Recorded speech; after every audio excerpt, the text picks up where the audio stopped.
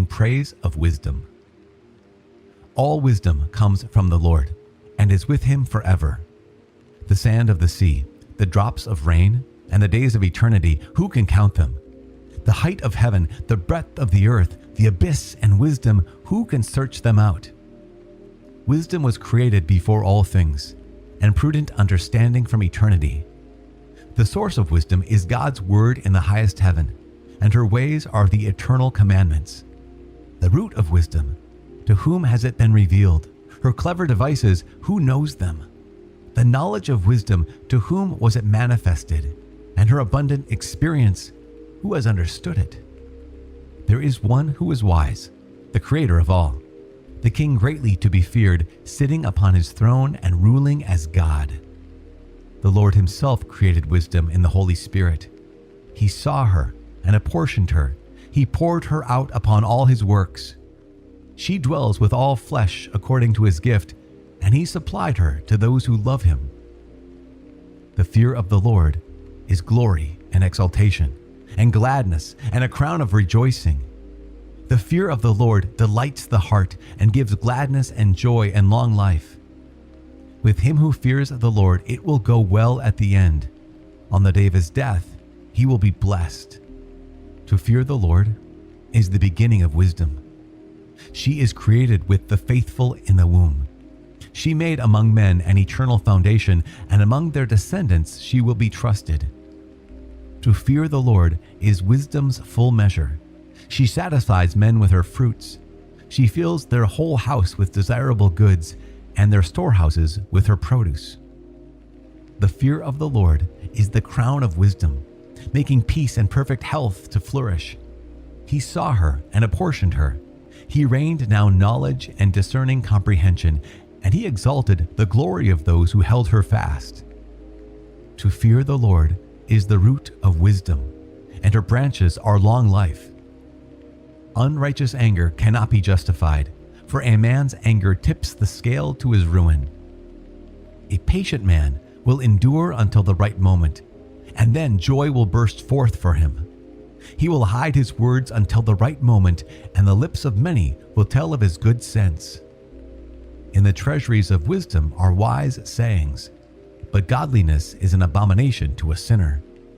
If you desire wisdom, keep the commandments, and the Lord will supply it for you. For the fear of the Lord is wisdom and instruction, and he delights in fidelity and meekness. Do not disobey the fear of the Lord. Do not approach him with a divided mind. Be not a hypocrite in men's sight, and keep watch over your lips. Do not exalt yourself, lest you fall, and thus bring dishonor upon yourself. The Lord will reveal your secrets and cast you down in the midst of the congregation, because you did not come in the fear of the Lord, and your heart was full of deceit. Chapter 2. Duties toward God. My son, if you come forward to serve the Lord, remain in justice and in fear, and prepare yourself for temptation. Set your heart right and be steadfast. Incline your ear and receive words of understanding, and do not be hasty in time of calamity. Await God's patience, cling to him, and do not depart, that you may be wise in all your ways. Accept whatever is brought upon you, and endure it in sorrow. In changes that humble you, be patient. For gold and silver are tested in fire, and acceptable men in the furnace of humiliation. Trust in God, and he will help you. Hope in him, and he will make your ways straight. Stay in fear of him, and grow old in him. You who fear the Lord, wait for his mercy, and turn not aside lest you fall. You who fear the Lord, trust in him, and your reward will not fail. You who fear the Lord, hope for good things, for everlasting joy and mercy. You who fear the Lord, love him, and your hearts will be made radiant. Consider the ancient generations and see who ever trusted in the Lord and was put to shame, or whoever persevered in his commandments and was forsaken, or whoever called upon him and was overlooked. For the Lord is compassionate and merciful. He forgives sins and saves in time of affliction. and he is the shield of all who seek him in truth. Woe to timid hearts and to slack hands, and to the sinner who walks along two ways. Woe to the faint heart, for it has no trust, therefore it will not be sheltered. Woe to you who have lost your endurance. What will you do when the Lord punishes you? Those who fear the Lord will not disobey his words, and those who love him will keep his ways. Those who fear the Lord will seek his approval, and those who love him will be filled with the law. Those who fear the Lord will prepare their hearts and will humble themselves before him. Let us fall into the hands of the Lord, but not into the hands of men. For as his majesty is, so also is his mercy. Chapter 3. Duties toward parents and others. Listen to me, your father, O children, and act accordingly, that you may be kept in safety. For the Lord honored the father above the children, and he confirmed the right of the mother over her sons. Whoever honors his father atones for sins and preserves himself from them. When he prays, he is heard. And whoever glorifies his mother is like one who lays up treasure. Whoever honors his father will be gladdened by his own children, and when he prays, he will be heard. Whoever glorifies his father will have long life, and whoever obeys the Lord will refresh his mother. He will serve his parents as his masters. Honor your father by word and deed, that a blessing from him may come upon you. For a father's blessing strengthens the houses of the children, but a mother's curse uproots their foundations. Do not glorify yourself by dishonoring your father, for your father's dishonor is no glory to you. For a man's glory comes from honoring his father, and it is a disgrace for children not to respect their mother. O son, help your father in his old age, and do not grieve him as long as he lives. Even if he is lacking in understanding, show forbearance, and do not despise him all the days of his life. For kindness to a father will not be forgotten, and against your sins it will be credited to you, a house raised in justice to you. In the day of affliction it will be remembered in your favor, as frost in fair weather your sins will melt away. Whoever forsakes his father is like a blasphemer, and whoever angers his mother is cursed by the Lord. My son, perform your tasks in meekness. Then you will be loved more than a giver of gifts. The greater you are, the more you must humble yourself, so you will find favor with God. There are many who are noble and renowned, but it is to the humble that he reveals his mysteries. For great is the might of the Lord, he is glorified by the humble. Seek not what is too difficult for you, nor investigate what is beyond your power. Reflect upon what has been assigned to you, and do not be curious about many of his works. For you do not need to see with your eyes what is hidden. Do not meddle in what is beyond your tasks, for matters too great for human understanding have been shown you. For their hasty judgment has led many astray, and wrong opinion has caused their thoughts to slip. A stubborn mind will be afflicted at the end, and whoever loves danger will perish by it. A stubborn mind will be burdened by troubles, and the sinner will heap sin upon sin. The affliction of the proud has no healing, for a plant of wickedness has taken root in them, though it will not be perceived. The mind of the wise man will ponder the words of the wise, and an attentive ear is the wise man's desire. Water extinguishes a blazing fire, so almsgiving atones for sin. Whoever repays favors gives thought to the future. At the moment of his falling, he will find support. Chapter 4. Precepts for everyday life. My son, do not deprive the poor of his living, and do not keep needy eyes waiting. Do not grieve the one who is hungry, nor anger a man in want. Do not add to the troubles of an angry mind, nor delay your gift to a beggar. Do not reject an afflicted suppliant, nor turn your face away from the poor. Do not avert your eye from the needy, nor give a man occasion to curse you. For if in bitterness of soul he calls down a curse upon you, his Creator will hear his prayer. Make yourself beloved in the congregation. Bow your head low to a great man. Incline your ear to the poor and answer him peaceably and gently. Deliver him who is wronged from the hand of the wrongdoer, and do not be faint-hearted in judging a case. Be like a father to orphans, and instead of a husband to their mother. You will then be like a son of the Most High, and he will love you more than does your mother. Wisdom breathes life into her sons and gives help to those who seek her. Whoever loves her loves life, and those who seek her early will win the Lord's good favor. Whoever holds fast will obtain glory, and the Lord will bless the place she enters. Those who serve her will minister to the Holy One. The Lord loves those who love her. He who obeys her will judge the nations, and whoever gives heed to her will dwell secure. If he has faith in her, he will obtain her, and his descendants will remain in possession of her. For she will walk with him in disguise, and at first she will put him to the test. She will bring fear and cowardice upon him, and will torment him by her discipline until he holds her in her thoughts and she trusts him. Then she will come straight back to him and strengthen him.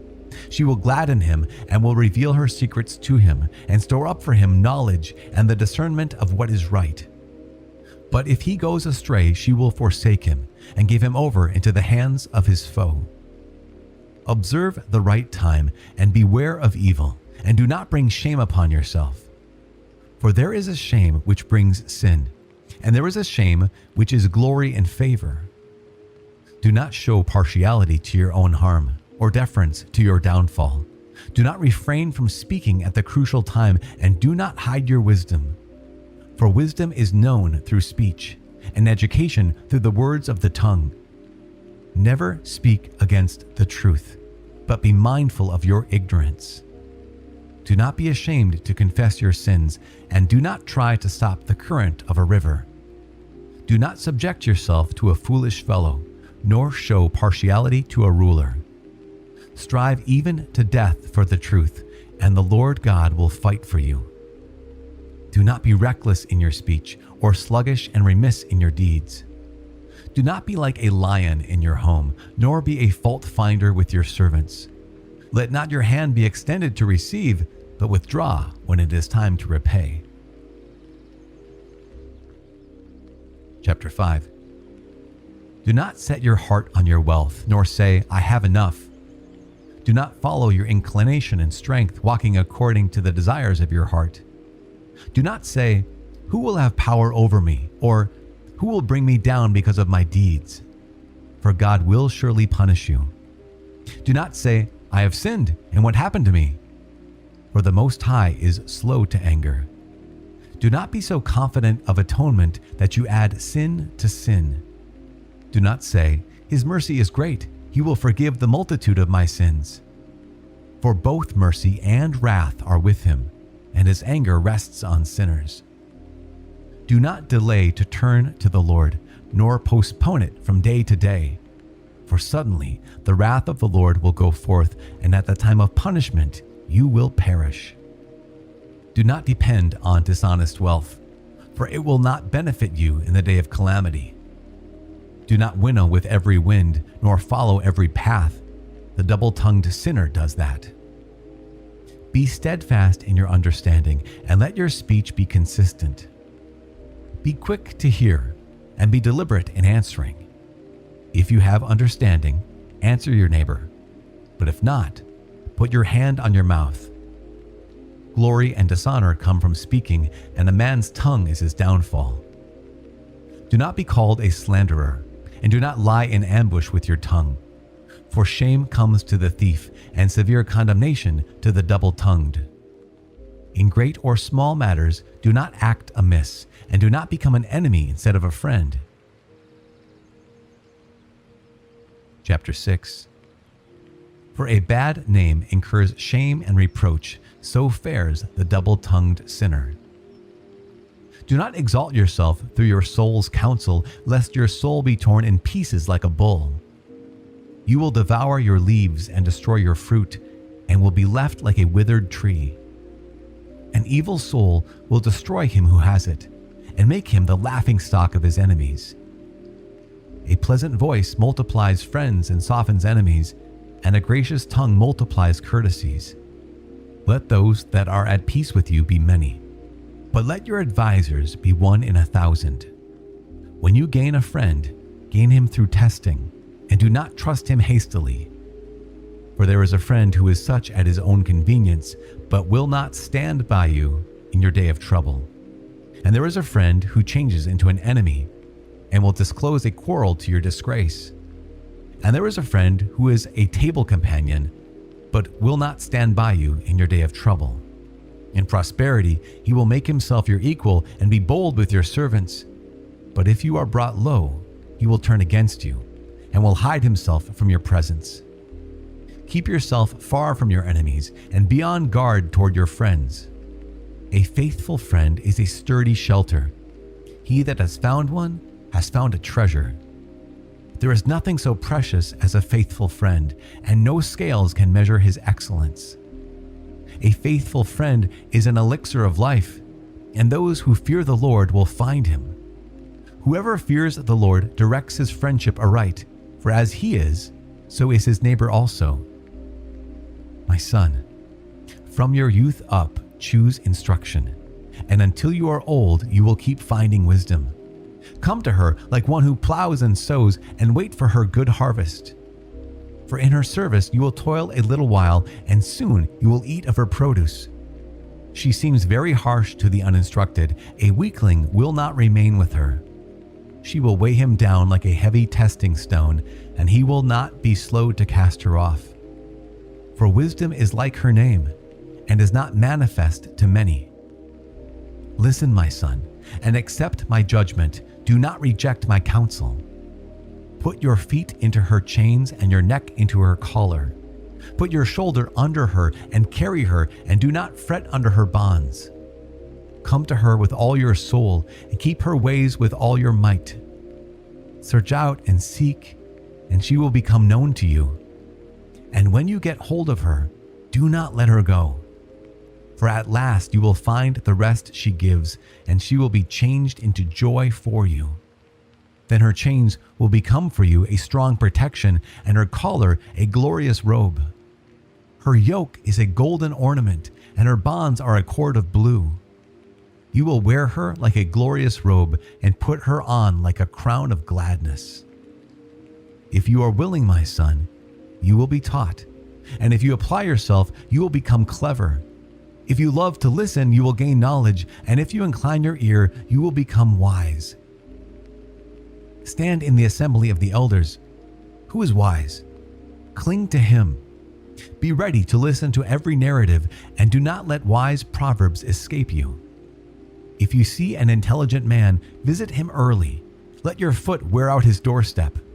Reflect on the statutes of the Lord, and meditate at all times on his commandments. It is he who will give insight to your mind, and your desire for wisdom will be granted. Chapter 7. Advice for right conduct. Do no evil, and evil will never befall you. Stay away from wrong, and it will turn away from you. My son, do not sow the furrows of injustice, and you will not reap a sevenfold crop. Do not seek from the Lord the highest office, nor the seat of honor from the king. Do not assert your righteousness before the Lord, nor display your wisdom before the king. Do not seek to become a judge, lest you be unable to remove iniquity, lest you be partial to a powerful man, and thus put a blot on your integrity. Do not offend against the public, and do not disgrace yourself among the people. Do not commit a sin twice. Even for one, you will not go unpunished. Do not say, "He will consider the multitude of my gifts, and when I make an offering to the Most High God, he will accept it." Do not be faint-hearted in your prayer, nor neglect to give alms. Do not ridicule a man who is bitter in soul, for there is one who abases and exalts. Do not devise a lie against your brother, nor do the like to a friend.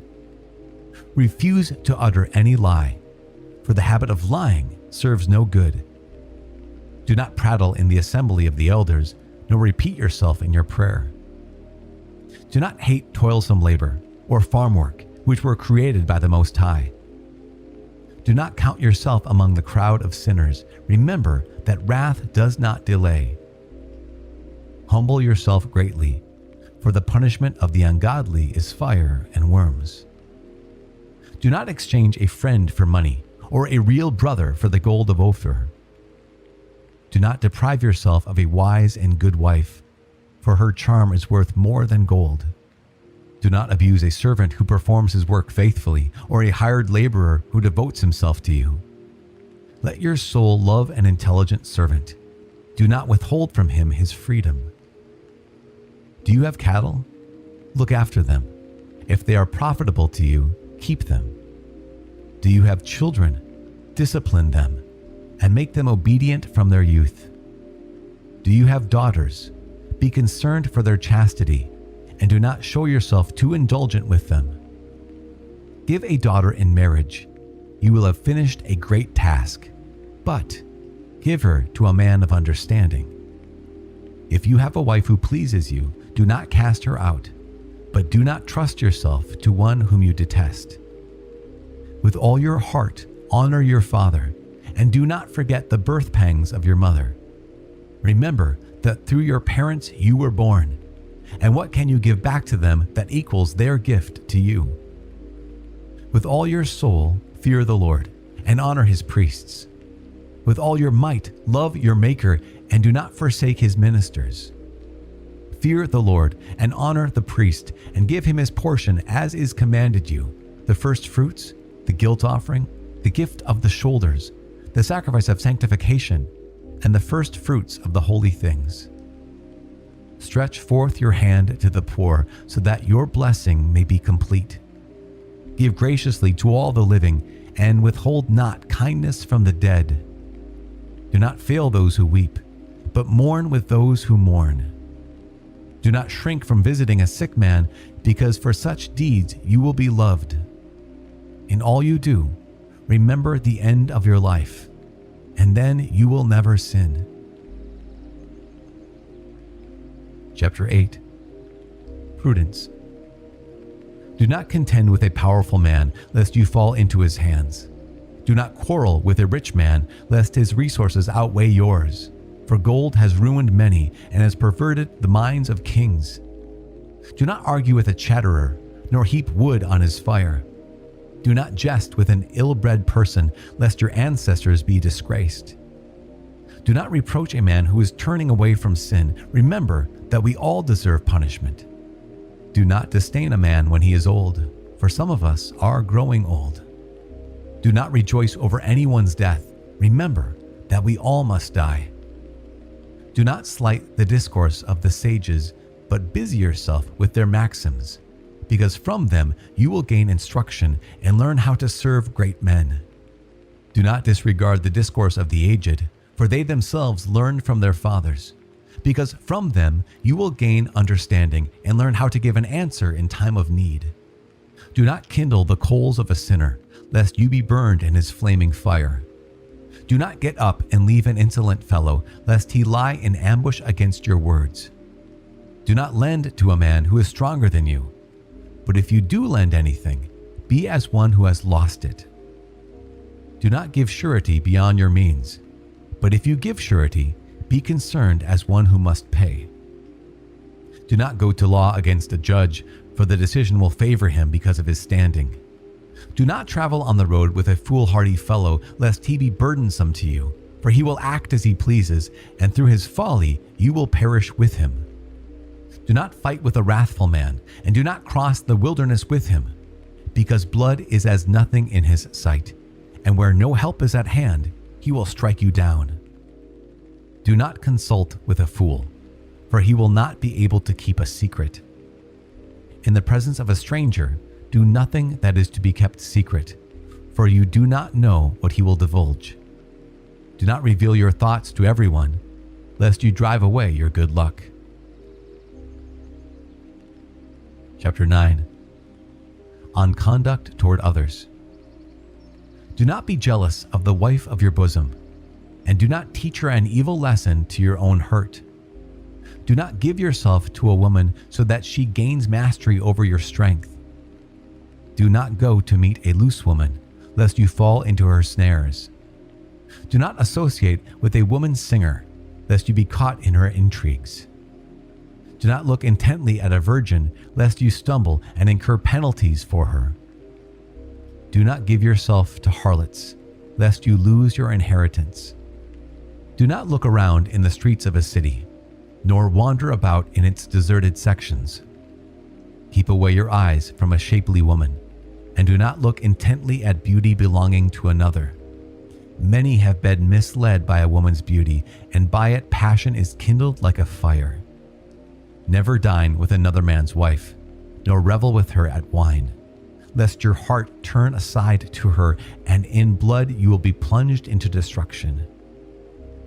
Forsake not an old friend, for a new one does not compare with him. A new friend is like new wine. When it has aged, you will drink it with pleasure. Do not envy the honors of a sinner, for you do not know what his end will be. Do not delight in what pleases the ungodly. Remember that they will not be held guiltless as long as they live. Keep far from a man who has the power to kill, and you will not be worried by the fear of death. But if you approach him, make no misstep, lest he rob you of your life. Know that you are walking in the midst of snares, and that you are going about on the city battlements. As much as you can, aim to know your neighbors, and consult with the wise. Let your conversation be with men of understanding, and let all your discussion be about the law of the Most High. Let righteous men be your dinner companions, and let your glorying be in the fear of the Lord. A work will be praised for the skill of the craftsman, so a people's leader is proved wise by his words. A babbler is feared in his city, and the man who is reckless in speech will be hated. Chapter 10.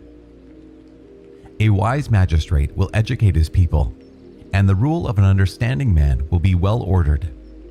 Like the magistrate of the people, so are his officials, and like the ruler of the city, so are all its inhabitants. An undisciplined king will ruin his people, but a city will grow through the understanding of its rulers. The government of the earth is in the hands of the Lord, and over it he will raise up the right man for the time. The success of a man is in the hands of the Lord, and he confers his honor upon the person of the scribe.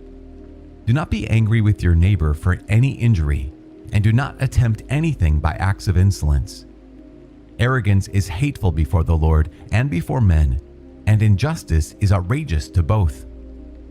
Sovereignty passes from nation to nation on account of injustice and insolence and wealth. How can he who is dust and ashes be proud?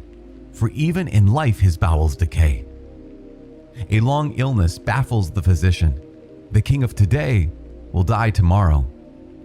For when a man is dead, he will inherit creeping things and wild beasts and worms. The beginning of man's pride is to depart from the Lord. His heart has forsaken his Maker. For the beginning of pride is sin, and the man who clings to it pours out abominations. Therefore, the Lord brought upon them extraordinary afflictions and destroyed them utterly.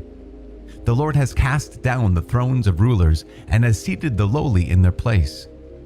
The Lord has plucked up the roots of the nations and has planted the humble in their place. The Lord has overthrown the lands of the nations and has destroyed them to the foundations of the earth. He has removed some of them and destroyed them, and has extinguished the memory of them from the earth. Pride was not created for men, nor fierce anger for those born of women. What race is worthy of honor? The human race. What race is worthy of honor? Those who fear the Lord. What race is unworthy of honor? The human race. What race is unworthy of honor? Those who transgress the commandments. Among brothers, their leader is worthy of honor, and those who fear the Lord are worthy of honor in his eyes. The rich and the eminent and the poor, their glory is the fear of the Lord. It is not right to despise an intelligent poor man, nor is it proper to honor a sinful man. The nobleman and the judge and the ruler will be honored, but none of them is greater than the man who fears the Lord. Free men will be at the service of a wise servant, and a man of understanding will not grumble. Do not make a display of your wisdom when you do your work, nor glorify yourself at a time when you are in want. Better is a man who works and has an abundance of everything than one who goes about boasting but lacks bread. My son, glorify yourself with humility, and ascribe to yourself honor according to your worth. Who will justify the man that sins against himself, and who will honor the man that dishonors his own life? A poor man is honored for his knowledge, while a rich man is honored for his wealth. A man honored in poverty, how much more in wealth? And a man dishonored in wealth, how much more in poverty? Chapter 11. The wisdom of a humble man will lift up his head, and will seat him among the great. Do not praise a man for his good looks, nor loathe a man because of his appearance. The bee is small among flying creatures, but her product is the best of sweet things. Do not boast about wearing fine clothes, nor exalt yourself in the day that you are honored. For the works of the Lord are wonderful, and his works are concealed from men.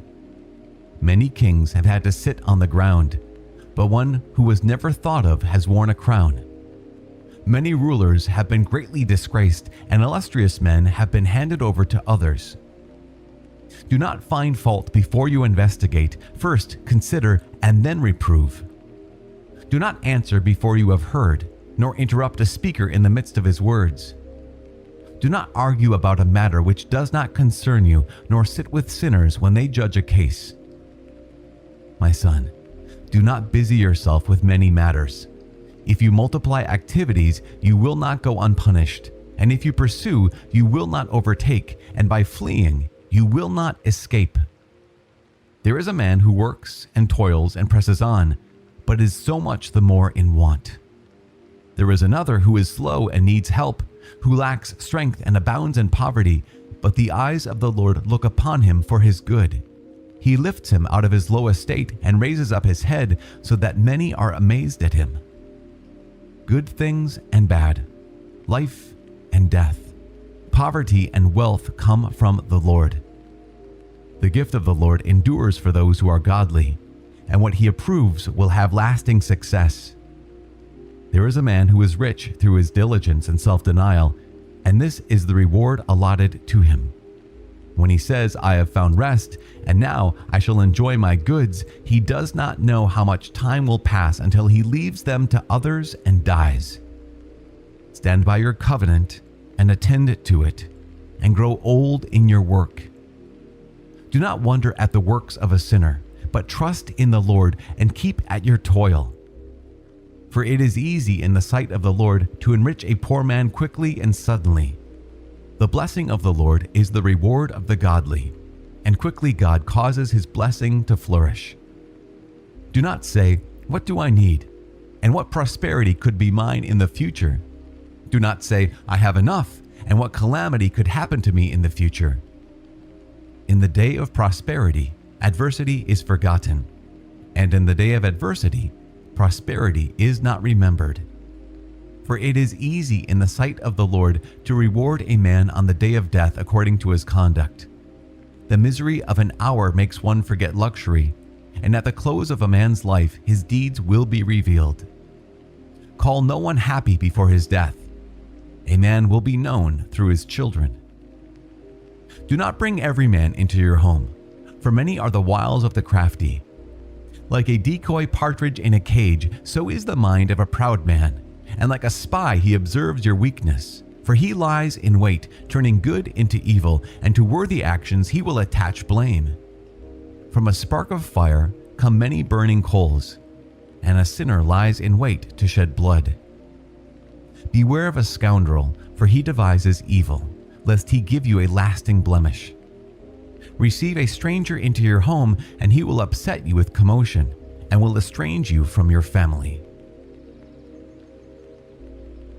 Chapter 12. Friends and enemies. If you do a kindness, know to whom you do it, and you will be thanked for your good deeds. Do good to a godly man, and you will be repaid, if not by him, certainly by the Most High. No good will come to the man who persists in evil, or to him who does not give alms. Give to the godly man, but do not help the sinner. Do good to the humble, but do not give to the ungodly. Hold back his bread, and do not give it to him, lest by means of it he subdue you. For you will receive twice as much evil for all the good which you do to him. For the Most High also hates sinners, and will inflict punishment on the ungodly. Give to the good man, but do not help the sinner. A friend will not be known in prosperity, nor will an enemy be hidden in adversity. A man's enemies are grieved when he prospers, and in his adversity even his friend will separate from him. Never trust your enemy, for like the rusting of copper, so is his wickedness. Even if he humbles himself and goes about cringing, watch yourself and be on your guard against him. And you will be to him like one who has polished a mirror, and you will know that it was not hopelessly tarnished. Do not put him next to you, lest he overthrow you and take your place. Do not have him sit at your right, lest he try to take your seat of honor. And at last you will realize the truth of my words and be stung by what I have said. Who will pity a snake charmer bitten by a serpent, or any who go near wild beasts? So, no one will pity a man who associates with a sinner and becomes involved in his sins. He will stay with you for a time, but if you falter, he will not stand by you. An enemy will speak sweetly with his lips, but in his mind he will plan to throw you into a pit. An enemy will weep with his eyes, but if he finds an opportunity, his thirst for blood will be insatiable. If calamity befalls you, you will find him there ahead of you, and while pretending to help you, he will trip you by the heel. He will shake his head and clap his hands and whisper much and change his expression. Chapter 13. Responsible use of riches. Whoever touches pitch will be defiled, and whoever associates with a proud man will become like him.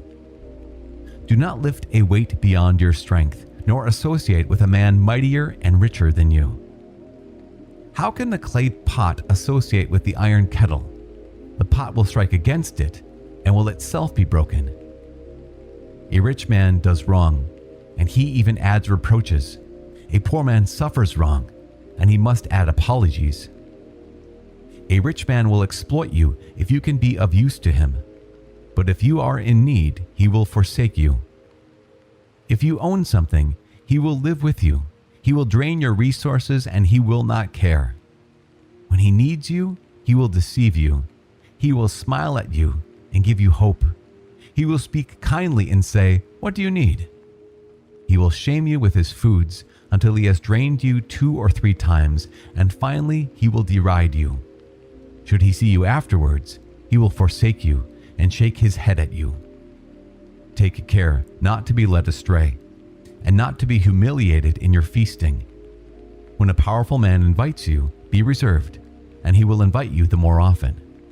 Do not push forward lest you be repulsed, and do not remain at a distance lest you be forgotten. Do not try to treat him as an equal, nor trust his abundance of words, for he will test you through much talk, and while he smiles, he will be examining you. Cruel is he who does not keep words to himself. He will not hesitate to injure or to imprison. Keep words to yourself and be very watchful, for you are walking about with your own downfall. Every creature loves its like, and every person his neighbor. All living beings associate by species, and a man clings to one like himself. What fellowship has a wolf with a lamb? No more has a sinner with a godly man. What peace is there between a hyena and a dog? And what peace between a rich man and a poor man? Wild donkeys in the wilderness are the prey of lions. Likewise, the poor are pastures for the rich. Humility is an abomination to a proud man. Likewise, a poor man is an abomination to a rich one. When a rich man totters, he is steadied by friends. but when a humble man falls, he is even pushed away by his friends. If a rich man slips, his helpers are many.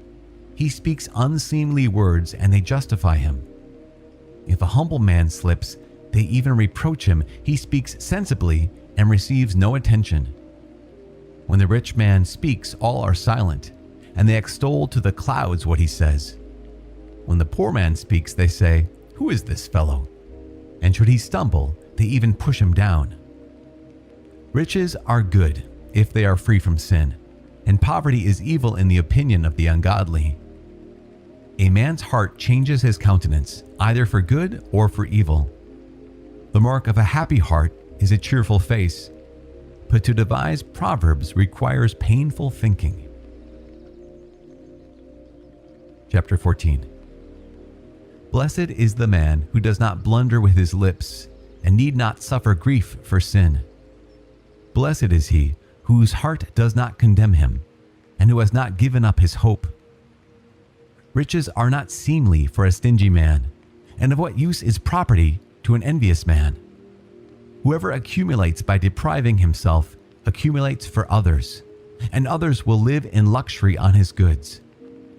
If a man is mean to himself, to whom will he be generous? He will not enjoy his own riches. No one is meaner than the man who is grudging to himself, and this is the retribution for his baseness. Even if he does good, he does it unintentionally, and betrays his baseness in the end. Evil is the man with a grudging eye. He averts his face and disregards people. A greedy man's eye is not satisfied with a portion, and mean injustice withers the soul. A stingy man's eye begrudges bread, and it is lacking at his table. My son, treat yourself well according to your means, and present worthy offerings to the Lord. Remember that death will not delay, and the decree of Hades has not been shown to you. Do good to a friend before you die, and reach out and give to him as much as you can. Do not deprive yourself of a happy day. Let not your share of desired good pass by you. Will you not leave the fruit of your labors to another, and what you acquired by toil to be divided by lot? Give and take and beguile yourself, because in Hades one cannot look for luxury. All living beings become old like a garment, for the decree from of old is, you must surely die. Like flourishing leaves on a spreading tree, which sheds some and puts forth others, so are the generations of flesh and blood. One dies and another is born. Every product decays and ceases to exist, and the man who made it will pass away with it. Blessed is the man who meditates on wisdom and who reasons intelligently. He who reflects in his mind on her ways will also ponder her secrets. Pursue wisdom like a hunter, and lie in wait on her paths. He who peers through her windows will also listen at her doors. He who encamps near her house will also fasten his tent peg to her walls. He will pitch his tent near her, and will lodge in an excellent lodging place. He will place his children under her shelter, and will camp under her boughs. He will be sheltered by her from the heat, and will dwell in the midst of her glory. Chapter 15. Freedom of choice and its consequences. The man who fears the Lord will do this, and he who holds to the law will obtain wisdom. She will come to meet him like a mother, and like the wife of his youth, she will welcome him. She will feed him with the bread of understanding and give him the water of wisdom to drink. He will lean on her and will not fall, and he will rely on her and will not be put to shame. She will exalt him above his neighbors and will open his mouth in the midst of the assembly. She will fill him with a spirit of wisdom and understanding and clothe him with a robe of glory.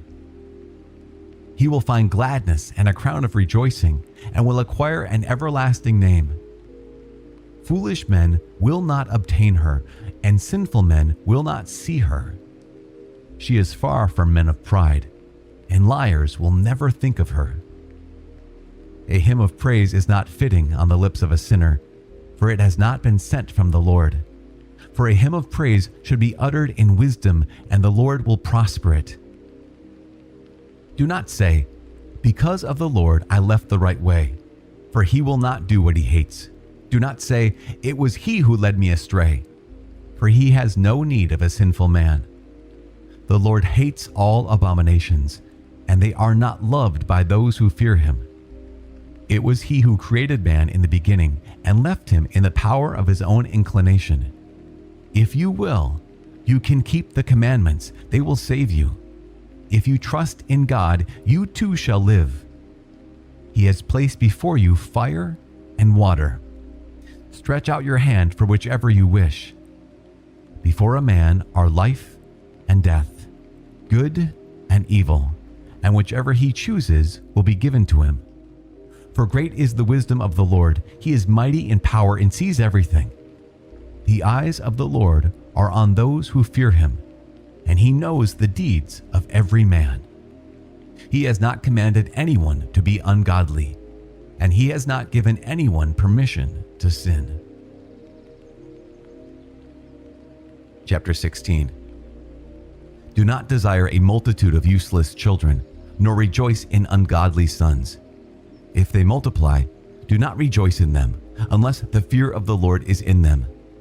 Do not trust in their survival, and do not rely on their multitude. For one is better than 1,000, and to die childless is better than to have ungodly children.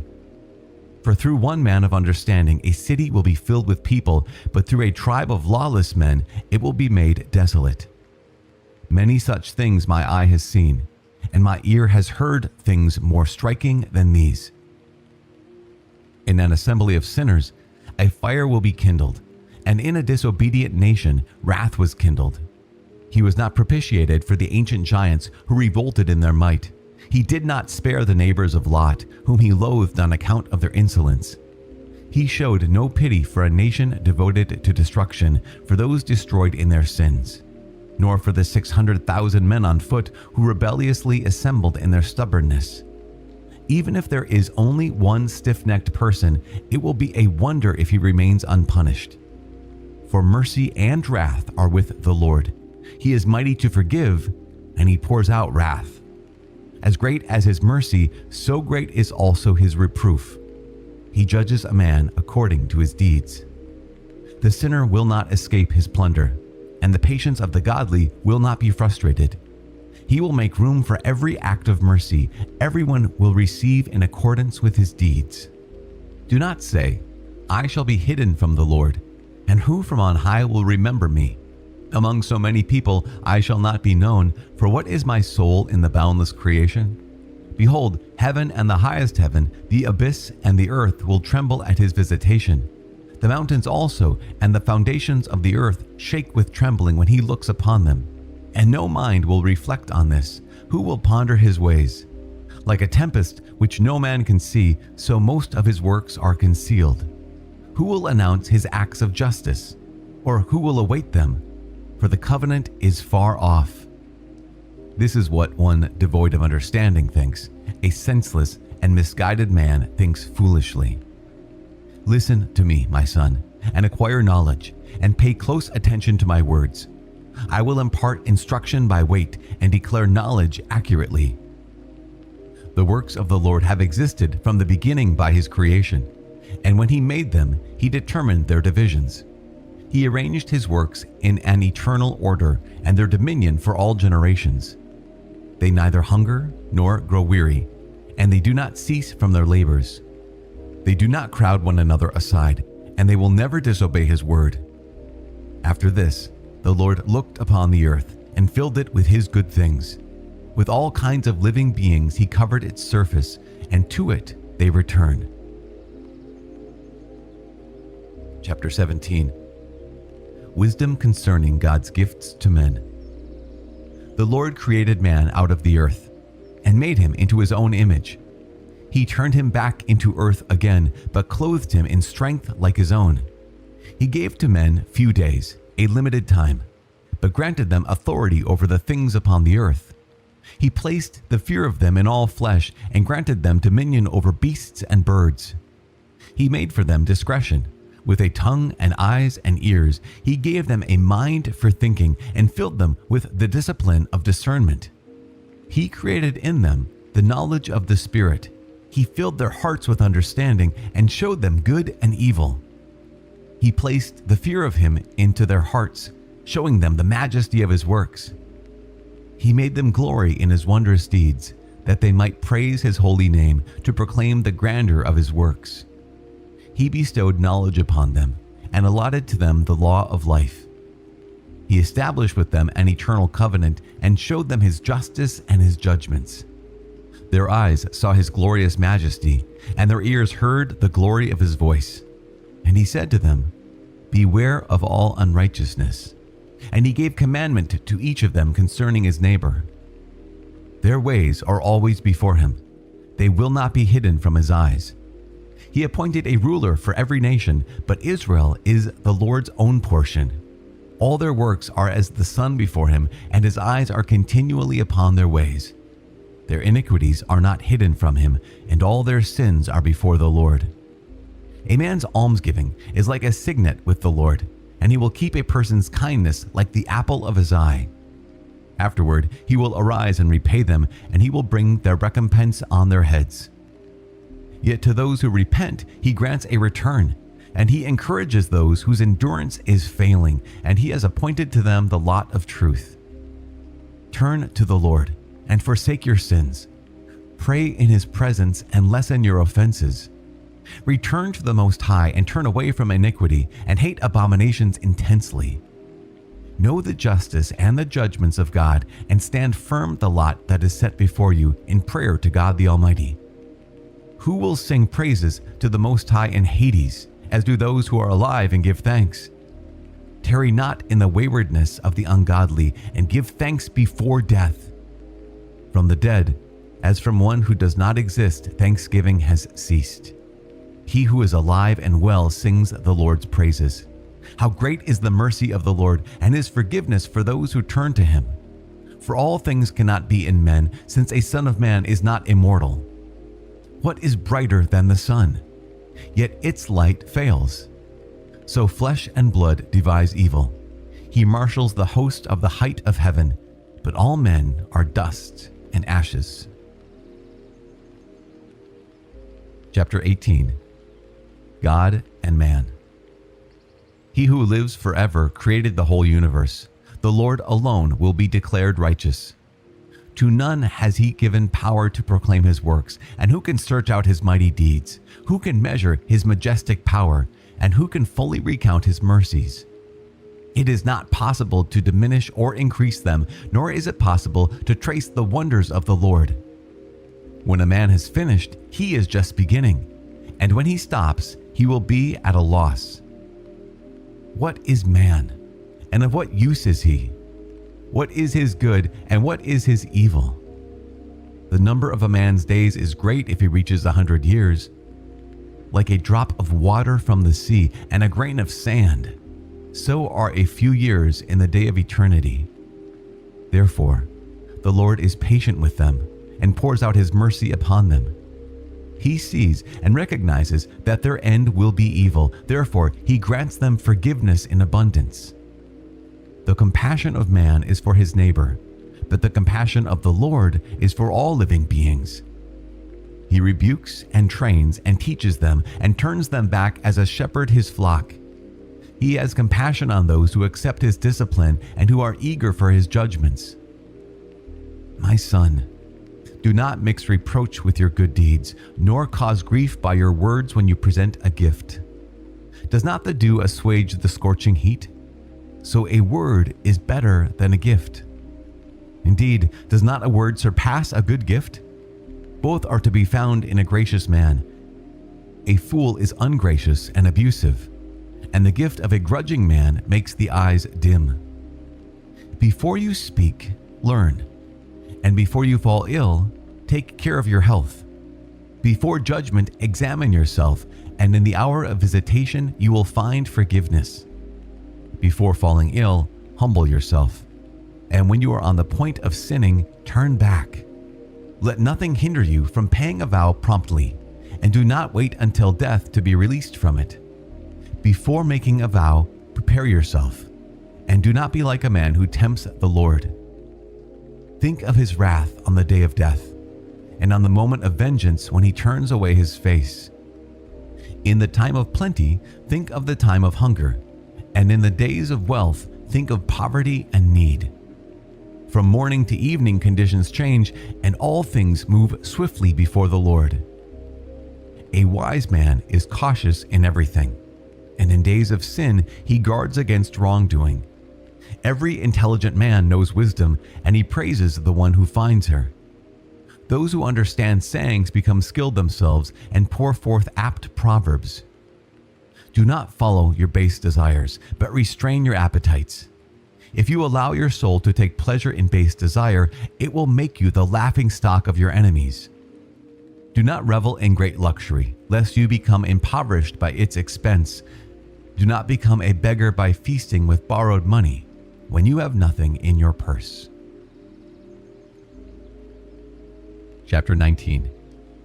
True wisdom contrasted to cleverness and evil. A workman who is a drunkard will not become rich. He who despises small things will fail little by little. Wine and women lead intelligent men astray, and the man who consorts with harlots is very reckless. Decay and worms will inherit him, and the reckless soul will be snatched away. One who trusts others too quickly is light-minded, and one who sins does wrong to himself. One who rejoices in wickedness will be condemned, and for one who hates gossip, evil is lessened. Never repeat a conversation, and you will lose nothing at all. With friend or foe, do not report it, and unless it would be a sin for you, do not disclose it. For someone has heard you and watched you, and when the time comes, he will hate you. Have you heard a word? Let it die with you. Be brave, it will not make you burst. With such a word, a fool will suffer pangs like a woman in labor with a child. Like an arrow stuck in the flesh of the thigh, so is a word inside a fool. Question a friend, perhaps he did not do it, but if he did anything, so that he may do it no more. Question a neighbor, perhaps he did not say it, but if he did say it, so that he may not say it again. Question a friend, for often it is slander, so do not believe everything you hear. A person may make a slip without intending it. Who has never sinned with his tongue? Question your neighbor before you threaten him, and let the law of the Most High take its course. All wisdom is the fear of the Lord, and in all wisdom there is the fulfillment of the law. But the knowledge of wickedness is not wisdom, nor is there prudence where sinners take counsel. There is a cleverness which is abominable, but there is a fool who merely lacks wisdom. Better is the God-fearing man who lacks intelligence than the highly prudent man who transgresses the law. There is a cleverness which is scrupulous but unjust, and there are people who distort kindness to gain a verdict. There is a rascal bowed down in mourning, but inwardly he is full of deceit. He hides his face and pretends not to hear, but where no one notices, he will forestall you. And if by lack of strength he is prevented from sinning, he will do evil when he finds an opportunity. A man is known by his appearance, and a sensible man is known by his face when you meet him. A man's attire and open-mouthed laughter, and a man's manner of walking show what he is. Chapter 20.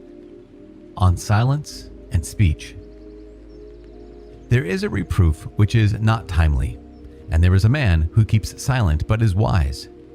How much better it is to reprove than to stay angry, and the one who confesses his fault will be kept from loss. Like a eunuch's desire to violate a maiden is a man who executes judgments by violence. There is one who by keeping silent is found wise, while another is detested for being too talkative. There is one who keeps silent because he has no answer, while another keeps silent because he knows when to speak. A wise man will be silent until the right moment, but a braggart and fool goes beyond the right moment. Whoever uses too many words will be loathed, and whoever usurps the right to speak will be hated. There may be good fortune for a man in adversity, and a windfall may result in a loss. There is a gift that profits you nothing, and there is a gift that brings a double return. There are losses because of glory, and there are men who have raised their heads from humble circumstances. There is a man who buys much for a little, but pays for it 7 times over.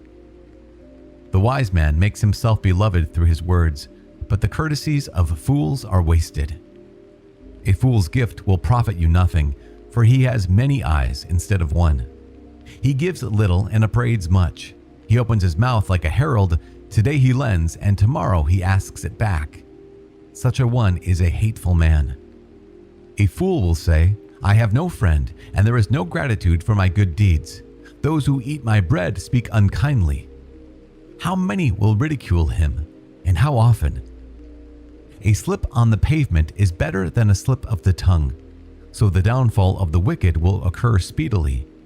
An ungracious man is like a story told at the wrong time, which is continually on the lips of the ignorant.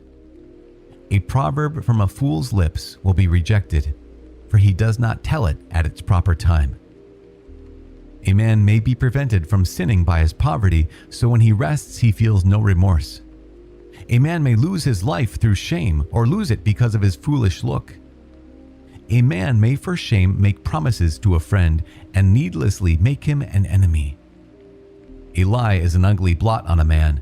It is continually on the lips of the ignorant.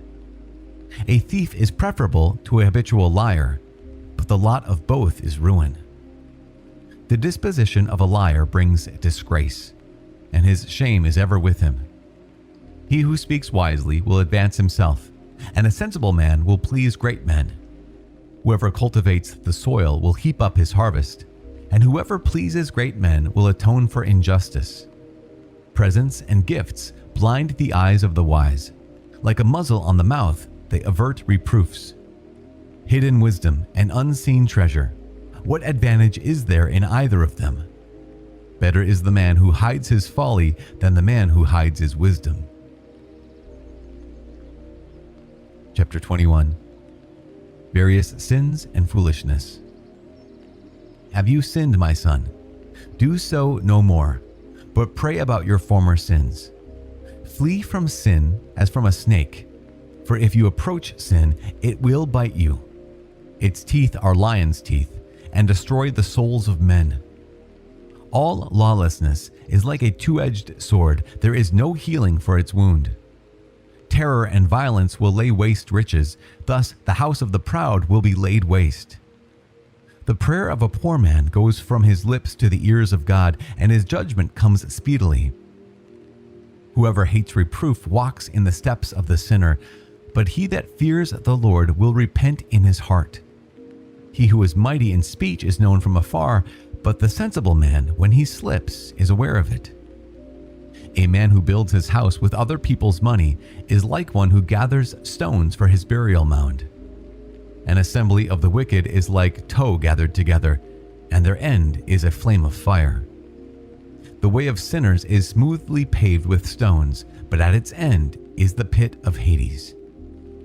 Whoever keeps the law controls his thoughts, and wisdom is the fulfillment of the fear of the Lord. He who is not clever cannot be taught, but there is a cleverness which increases bitterness. The knowledge of a wise man will increase like a flood, and his counsel like a flowing spring.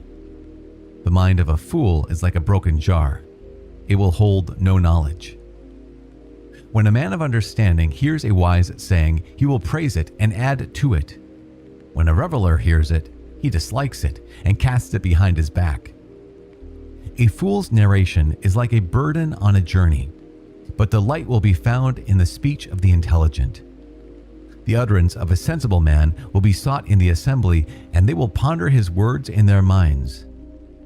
Like a house that has vanished, so is wisdom to a fool, and the knowledge of the ignorant is unexamined talk. To a senseless man, education is chains on his feet, and like manacles on his right hand. A fool raises his voice when he laughs, but a clever man smiles quietly. To a sensible man, education is like a golden ornament, and like a bracelet on the right arm. The foot of a fool rushes into a house, but a man of experience stands respectfully before it. A boor peers into the house from the door, but a cultivated man remains outside. It is ill-mannered for a man to listen at a door, and a discreet man is grieved by the disgrace. The lips of strangers will speak of these things, but the words of the prudent will be weighed in the balance. The mind of fools is in their mouth, but the mouth of wise men is in their mind. When an ungodly man curses his adversary, he curses his own soul. A whisperer defiles his own soul and is hated in his neighborhood. Chapter 22. On wisdom, folly, and self-control. The indolent may be compared to a filthy stone, and everyone hisses at his disgrace. The indolent may be compared to the filth of dunghills. Anyone that picks it up will shake it off his hand. It is a disgrace to be the father of an undisciplined son, and the birth of a daughter is a loss. A sensible daughter obtains her husband, but one who acts shamefully brings grief to her father. An impudent daughter disgraces father and husband and will be despised by both. Like music in mourning is a tale told at the wrong time, but chastising and discipline are wisdom at all times. He who teaches a fool is like one who glues potsherds together, or who rouses a sleeper from deep slumber. He who tells a story to a fool tells it to a drowsy man, and at the end he will say, "What is it?" Weep for the dead, for he lacks the light, and weep for the fool, for he lacks intelligence.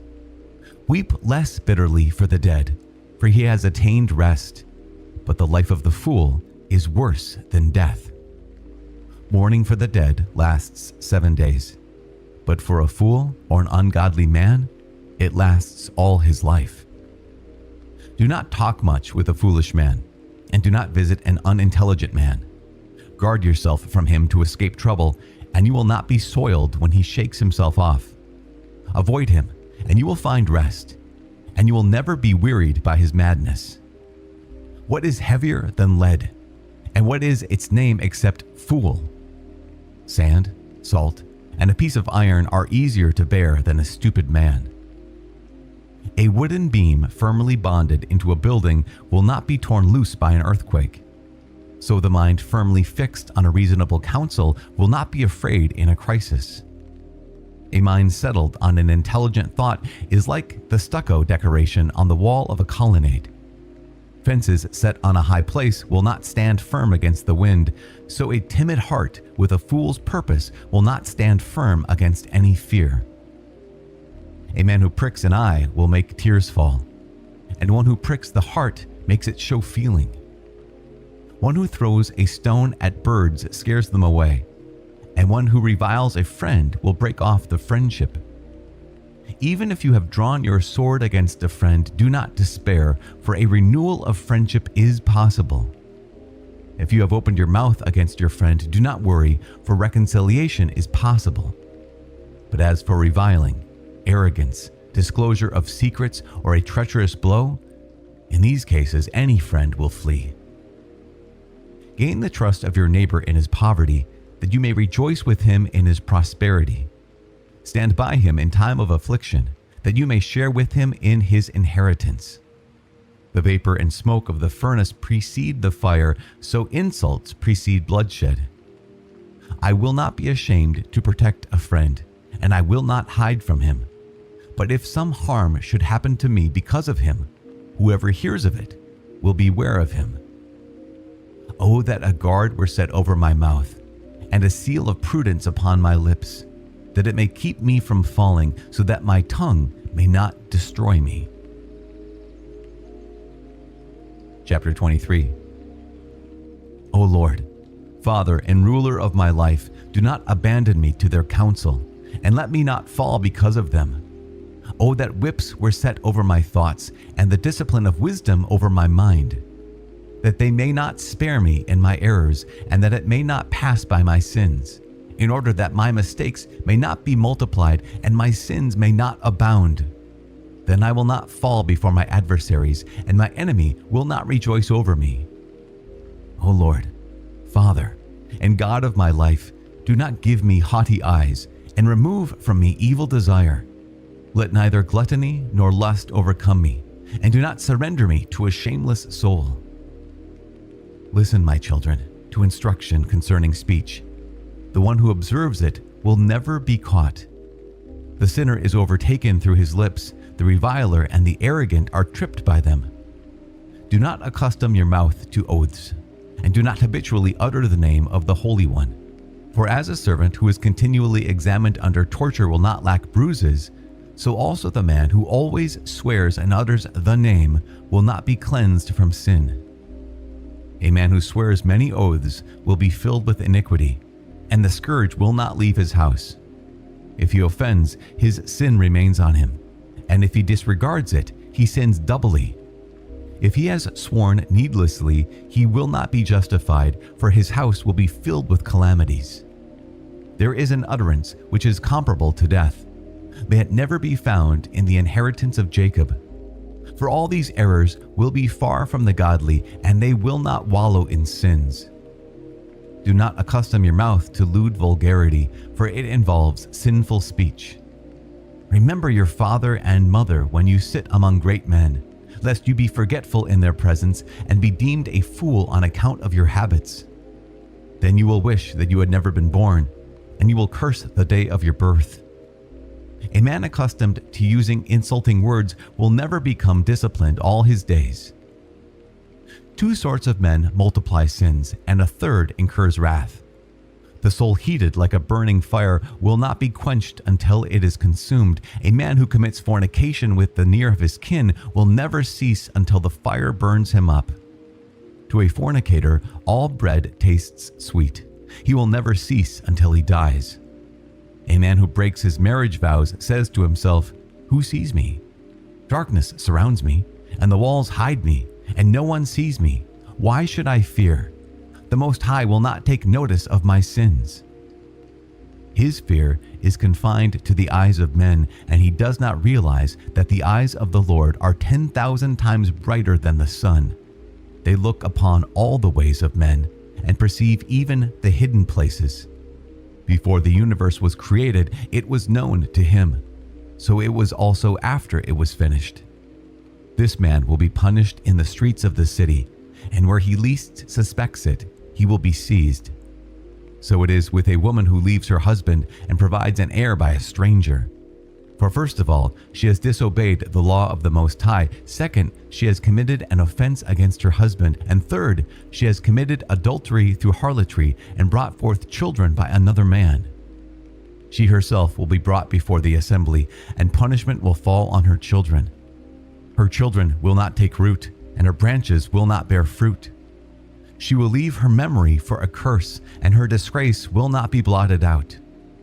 Those who survive her will recognize that nothing is better than the fear of the Lord, and nothing sweeter than to heed the commandments of the Lord.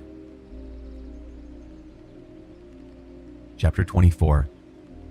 The Praise of Wisdom. Wisdom will praise herself and is honored in God, and will glory in the midst of her people. In the assembly of the Most High she will open her mouth, and in the presence of his host she will glory. In the midst of her people she is exalted. In holy fullness she is admired. In the multitude of the chosen she finds praise, and among the blessed she is blessed, saying, "I came forth from the mouth of the Most High, the firstborn before all creatures. I ordained that an unfailing light should arise in the heavens, and I covered the earth like a mist. I dwelt in high places, and my throne was in a pillar of cloud. Alone I have made the circuit of the vault of heaven, and have walked in the depths of the abyss. In the waves of the sea, in the whole earth, and in every people and nation I have gotten a possession. Among all these I sought a resting place. I sought in whose territory I might lodge. Then the Creator of all things gave me a commandment, and the one who created me assigned a place for my tent. And he said, 'Make your dwelling in Jacob, and in Israel receive your inheritance, and among my chosen put down your roots. From eternity, in the beginning, he created me, and for eternity I shall not cease to exist. In the holy tabernacle I ministered before him, and so I was established in Zion. In the beloved city likewise he gave me a resting place, and in Jerusalem was my dominion. So I took root in an honored people, in the portion of the Lord, who is their inheritance, and my abode was in the full assembly of the saints. I grew tall, like a cedar in Lebanon, and like a cypress on the heights of Hermon. I grew tall, like a palm tree in 𝐦𝐮𝐬𝐢, and like rose plants in Jericho. Like a beautiful olive tree in the field, and like a plane tree I grew tall.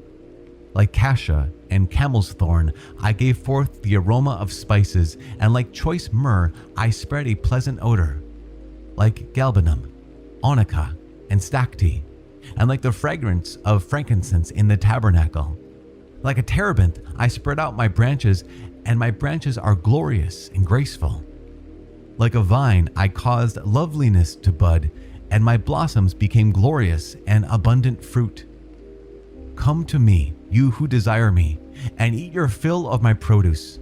For my teaching is sweeter than honey, and my inheritance sweeter than the honeycomb, and my remembrance lasts throughout all generations.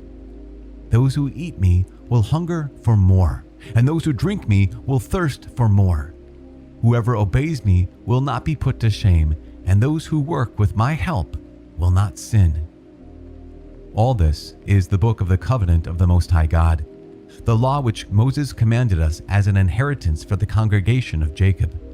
It fills men with wisdom, like the Pishon, and like the Tigris at the time of the first fruits. It makes them full of understanding, like the Euphrates and like the Jordan at harvest time. It makes instruction shine forth like light, like the Gihon at the time of vintage. Just as the first man did not know her perfectly, the last one has not fathomed her. For her thought is more abundant than the sea, and her counsel deeper than the great abyss. I went forth like a canal from a river, and like a water channel into a garden. I said, I will water my orchard and drench my garden plot. And behold, my canal became a river, and my river became a sea. I will again make instruction shine forth like the dawn, and I will make it shine afar. I will again pour out teaching like prophecy, and leave it to all future generations. Observe that I have not labored for myself alone, but for all who seek instruction.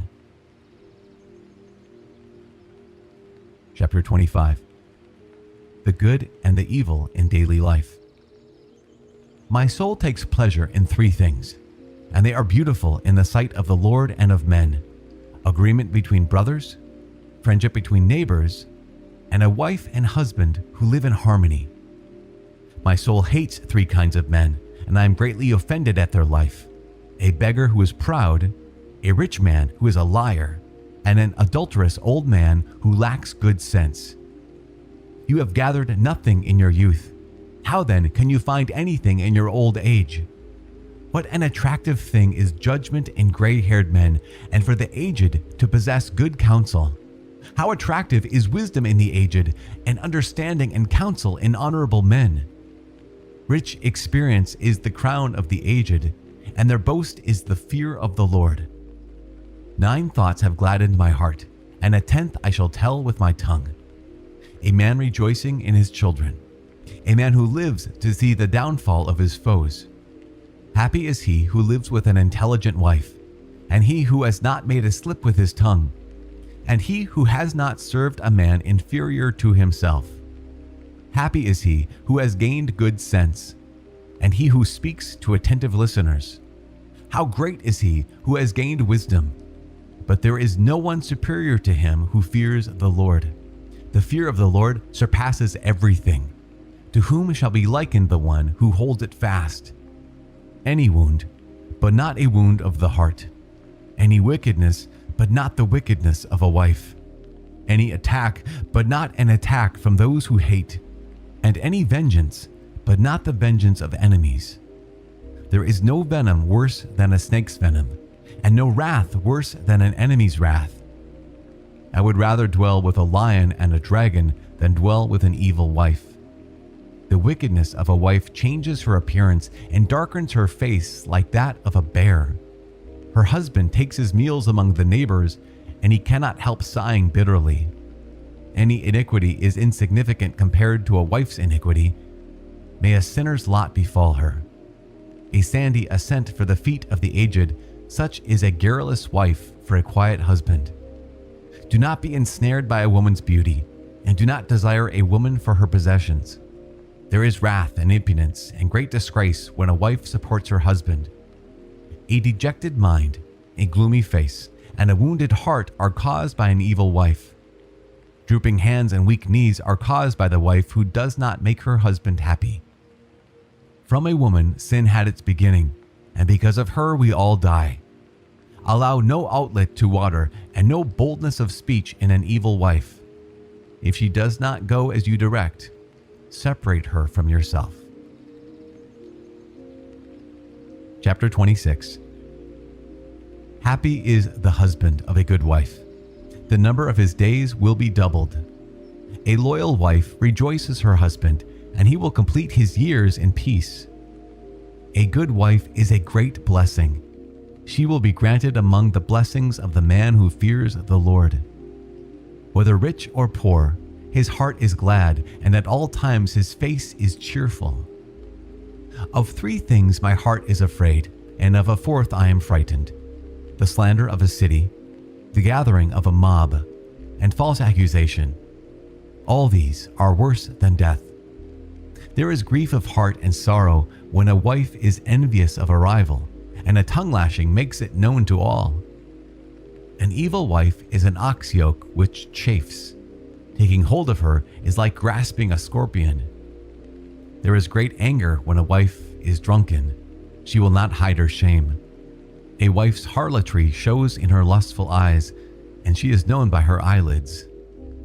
Keep strict watch over a headstrong daughter, lest when she finds liberty, she use it to her hurt. Be on guard against her impudent eye, and do not wonder if she sins against you. As a thirsty wayfarer opens his mouth and drinks from any water near him, so will she sit in front of every post and open her quiver to the arrow. A wife's charm delights her husband, and her skill puts fat on his bones. A sensible and silent wife is a gift of the Lord, and there is nothing so precious as a disciplined soul. A modest wife adds charm to charm, and no balance can weigh the value of a chaste soul. Like the sun rising in the heights of the Lord, so is the beauty of a good wife in her well-ordered home. Like a shining lamp on the holy lampstand, so is a beautiful face on a stately figure. Like pillars of gold on a base of silver, so are beautiful feet with a steadfast heart. My son, keep sound the bloom of your youth, and do not give your strength to strangers. Seek a fertile field within the whole plain, and sow it with your own seed, trusting in your fine stock. So your offspring will survive, and having confidence in their good descent, will grow great. A harlot is regarded as spittle, and a married woman as a tower of death to her lovers. A godless wife is given as a portion to a lawless man, but a pious wife is given to the man who fears the Lord. A shameless woman constantly acts disgracefully, but a modest daughter will even be embarrassed before her husband.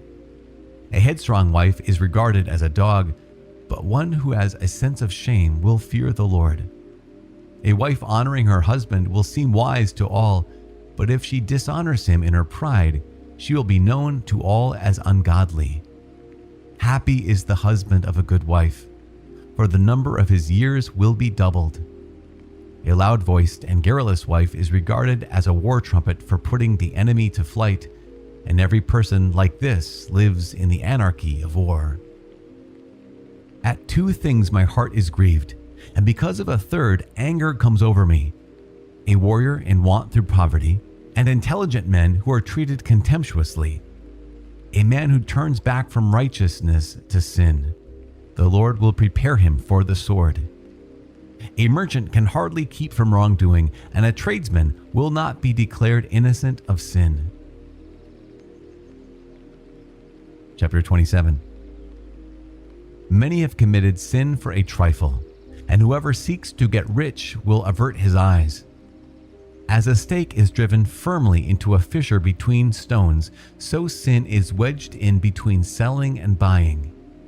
If a man is not steadfast and zealous in the fear of the Lord, his house will be quickly overthrown. When a sieve is shaken, the refuse remains.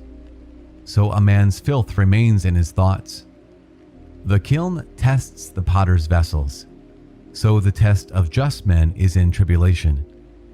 The fruit discloses the cultivation of a tree. So the expression of a thought discloses the cultivation of a man's mind.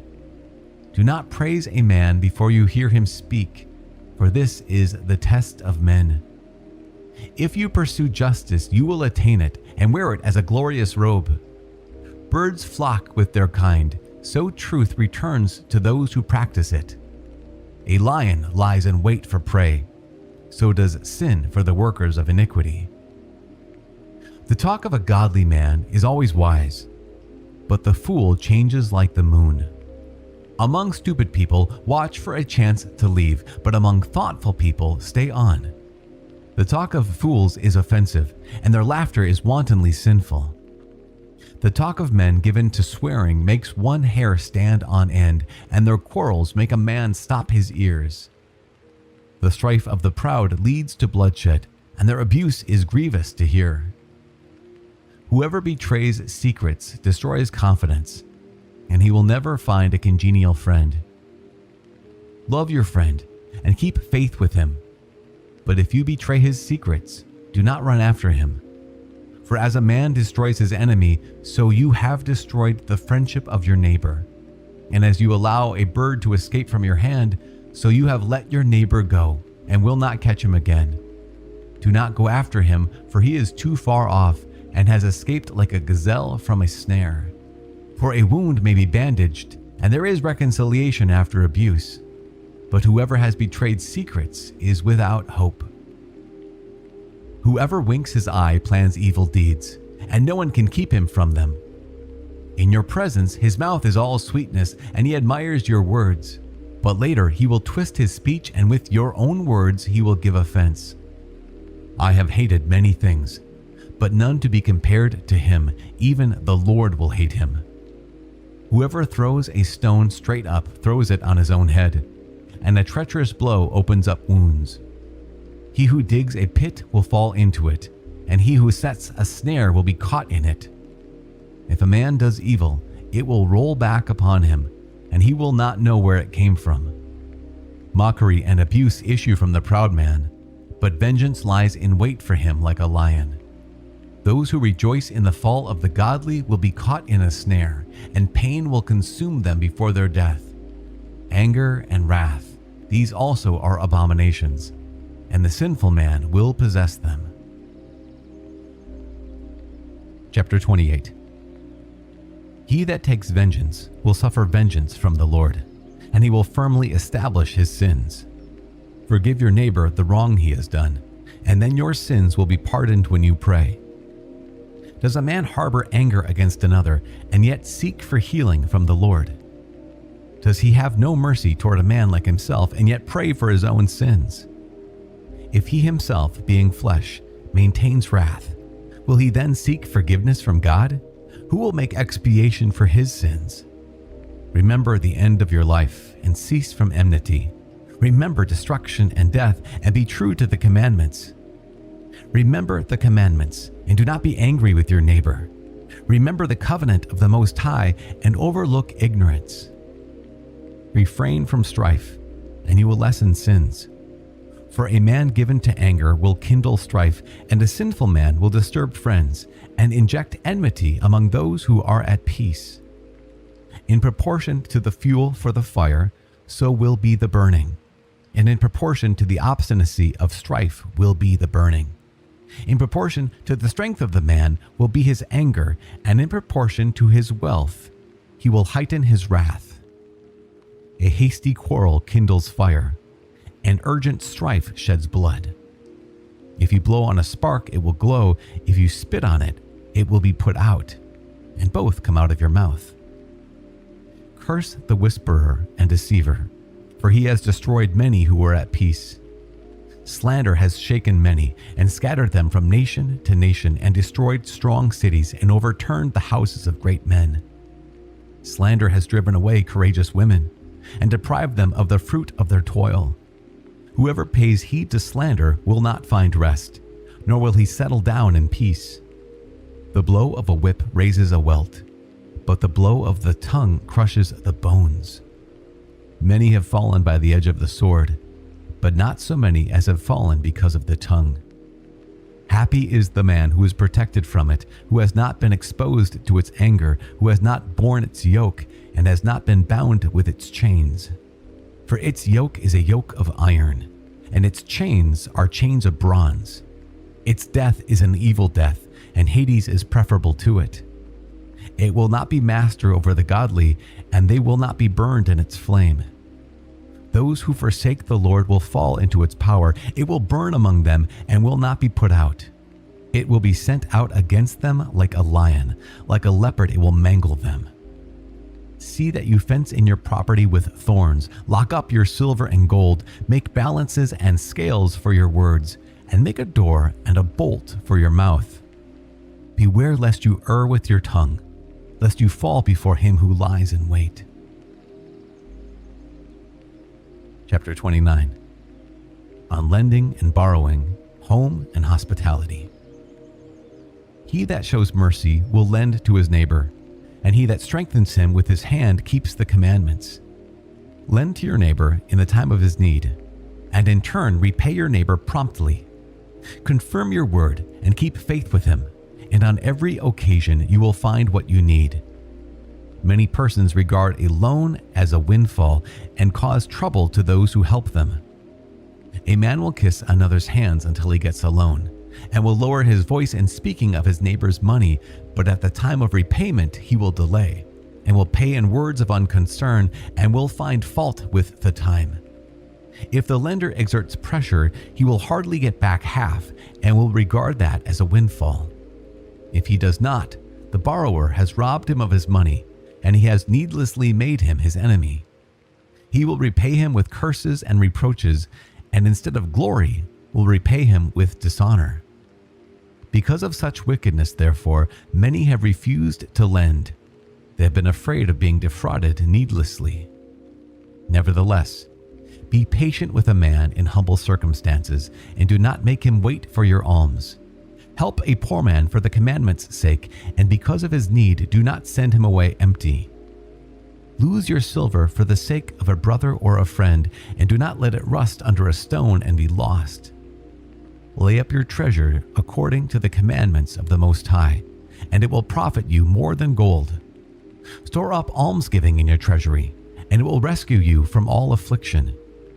More than a mighty shield and more than a heavy spear, it will fight on your behalf against your enemy. A good man will be surety for his neighbor, but a man who has lost his sense of shame will fail him. Do not forget all the kindness of your surety, for he has given his life for you. A sinner will overthrow the prosperity of his surety, and one who does not feel grateful will abandon his rescuer. Being surety has ruined many men who were prosperous, and has shaken them like a wave of the sea. It has driven men of power into exile, and they have wandered among foreign nations. The sinner who has fallen into suretyship and pursues gain will fall into lawsuits. Assist your neighbor according to your ability, but take heed to yourself lest you fall. The essentials for life are water and bread and clothing and a house to cover one's nakedness. Better is the life of a poor man under the shelter of his roof than sumptuous food in another man's house. Be content with little or much. It is a miserable life to go from house to house, and where you are a stranger, you may not open your mouth. You will play the host and provide drink without being thanked, and besides this, you will hear bitter words. Come here, stranger, prepare the table, and if you have anything at hand, let me have it to eat. Give place, stranger, to an honored person. My brother has come to stay with me. I need my house. These things are hard to bear for a man who has feeling, scolding about lodging and the reproach of the moneylender. Chapter 30. discipline of children, right attitudes. He who loves his son will whip him often, in order that he may rejoice at the way he turns out.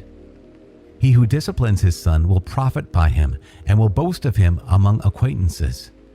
He who teaches his son will make his enemies envious and will glory in him in the presence of friends. The father may die, but yet he is not dead, for he has left behind him one like himself. While alive he saw and rejoiced, and when he died he was not grieved. He has left behind him an avenger against his enemies, for one to repay the kindness of his friends. He who spoils his son will bind up his wounds, and his feelings will be troubled at every cry. A horse that is untamed turns out to be stubborn, and a son unrestrained turns out to be willful. Pamper a child, and he will frighten you. Play with him, and he will give you grief. Do not laugh with him, lest you have sorrow with him, and in the end you will gnash your teeth. Give him no authority in his youth, and do not ignore his errors. Bow down his neck in his youth, and beat his sides while he is young, lest he become stubborn and disobey you, and you have sorrow of soul from him. Discipline your son and take pains with him, that you may not be offended by his shamelessness. Better off is a poor man who is well and strong in constitution than a rich man who is severely afflicted in body. Health and soundness are better than all gold, and a robust body than countless riches. There is no wealth better than health of body, and there is no gladness above joy of heart. Death is better than a miserable life, and eternal rest than chronic sickness. Good things poured out upon a mouth that is closed are like offerings of food placed upon a grave. Of what use to an idol is an offering of fruit? For it can neither eat nor smell. So is he who is afflicted by the Lord. He sees with his eyes and groans, like a eunuch who embraces a maiden and groans. Do not give yourself over to sorrow, and do not afflict yourself deliberately. Gladness of heart is the life of man, and the rejoicing of a man is length of days. Delight your soul and comfort your heart, and remove sorrow far from you, for sorrow has destroyed many, and there is no profit in it. Jealousy and anger shorten life, and anxiety brings an old age too soon. A man of cheerful and good heart will give heed to the food he eats. Chapter 31. Right conduct. Wakefulness over wealth wastes away one's flesh, and anxiety about it removes sleep. Wakeful anxiety prevents slumber, and a severe illness carries off sleep. The rich man toils as his wealth accumulates, and when he rests, he finds himself with his dainties. The poor man toils as his livelihood diminishes, and when he rests, he becomes needy. He who loves gold will not be justified, and he who pursues money will be led astray by it. Many have come to ruin because of gold, and their destruction has met them face to face. It is a stumbling block to those who are devoted to it, and every fool will be taken captive by it. Blessed is the rich man who is found blameless, and who does not go after gold. Who is he? And we will call him blessed, for he has done wonderful things among his people. Who has been tested by it and been found perfect, let it be for him a ground for boasting. Who has had the power to transgress and did not transgress, and to do evil and did not do it? His prosperity will be established, and the assembly will relate his acts of charity. Are you seated at the table of a great man? Do not be greedy at it, and do not say, "There is certainly much upon it." Remember that a greedy eye is a bad thing. What has been created more greedy than the eye? Therefore it sheds tears from every face. Do not reach out your hand for everything you see, and do not crowd your neighbor at the dish. Judge your neighbor's feelings by your own, and in every matter be thoughtful. Eat like a human being what is set before you, and do not chew greedily, lest you be hated. Be the first to stop eating for the sake of good manners, and do not be insatiable, lest you give offense. If you are seated among many persons, do not reach out your hand before they do. How ample a little is for a well-disciplined man, He does not breathe heavily upon his bed. Healthy sleep depends on moderate eating. He rises early and feels fit. The distress of sleeplessness and of nausea and colic are with the glutton. If you are overstuffed with food, get up in the middle of the meal, and you will have relief. Listen to me, my son, and do not disregard me, and in the end you will appreciate my words.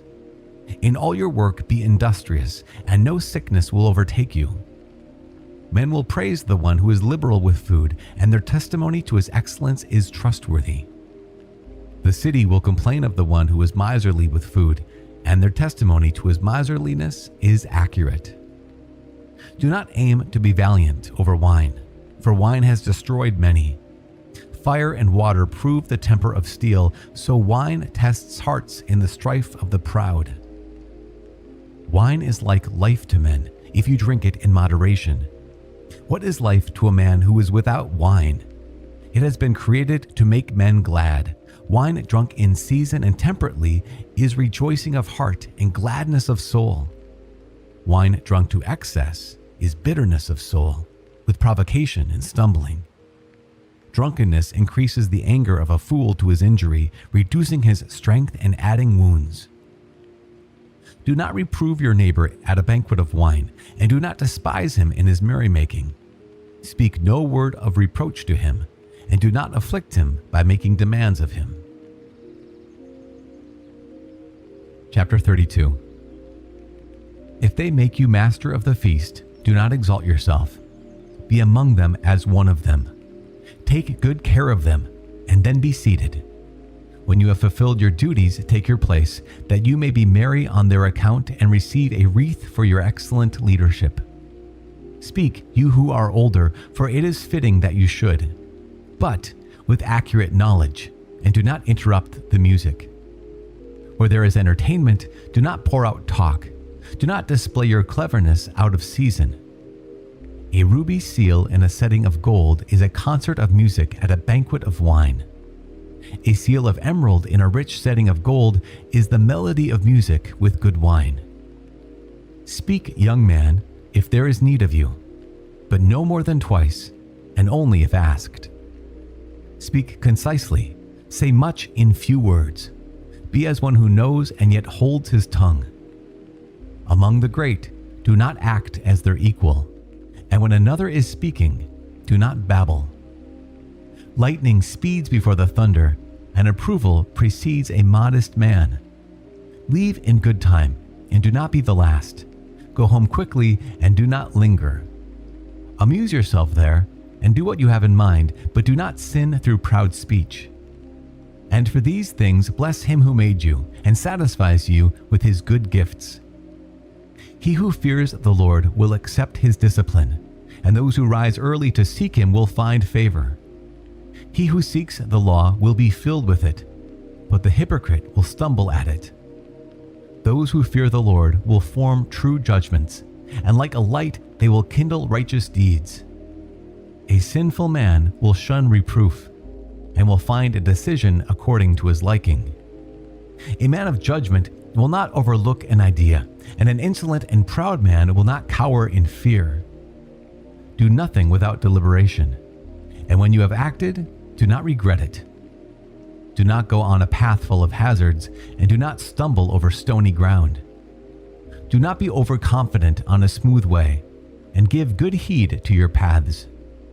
Guard yourself in every act, for this is the keeping of the commandments. He who believes the law gives heed to the commandments, and he who trusts the Lord will not suffer loss. Chapter 33. Practical advice. No evil will befall the man who fears the Lord, but in trial he will deliver him again and again. A wise man will not hate the law, but he who is hypocritical about it is like a boat in a storm. A man of understanding will trust in the law. For him, the law is as dependable as an inquiry by means of Urim. Prepare what to say, and thus you will be heard. Bind together your instruction and make your answer. The heart of a fool is like a cartwheel, and his thoughts like a turning axle. A stallion is like a mocking friend. He neighs under everyone who sits on him. Why is any day better than another, when all the daylight in the year is from the sun? By the Lord's decision they were distinguished, and he appointed the different seasons and feasts. Some of them he exalted and hallowed, and some of them he made ordinary days. All men are from the ground, and Adam was created of the dust. In the fullness of his knowledge, the Lord distinguished them and appointed their different ways. Some of them he blessed and exalted, and some of them he made holy and brought near to himself. But some of them he cursed and brought low, and he turned them out of their place.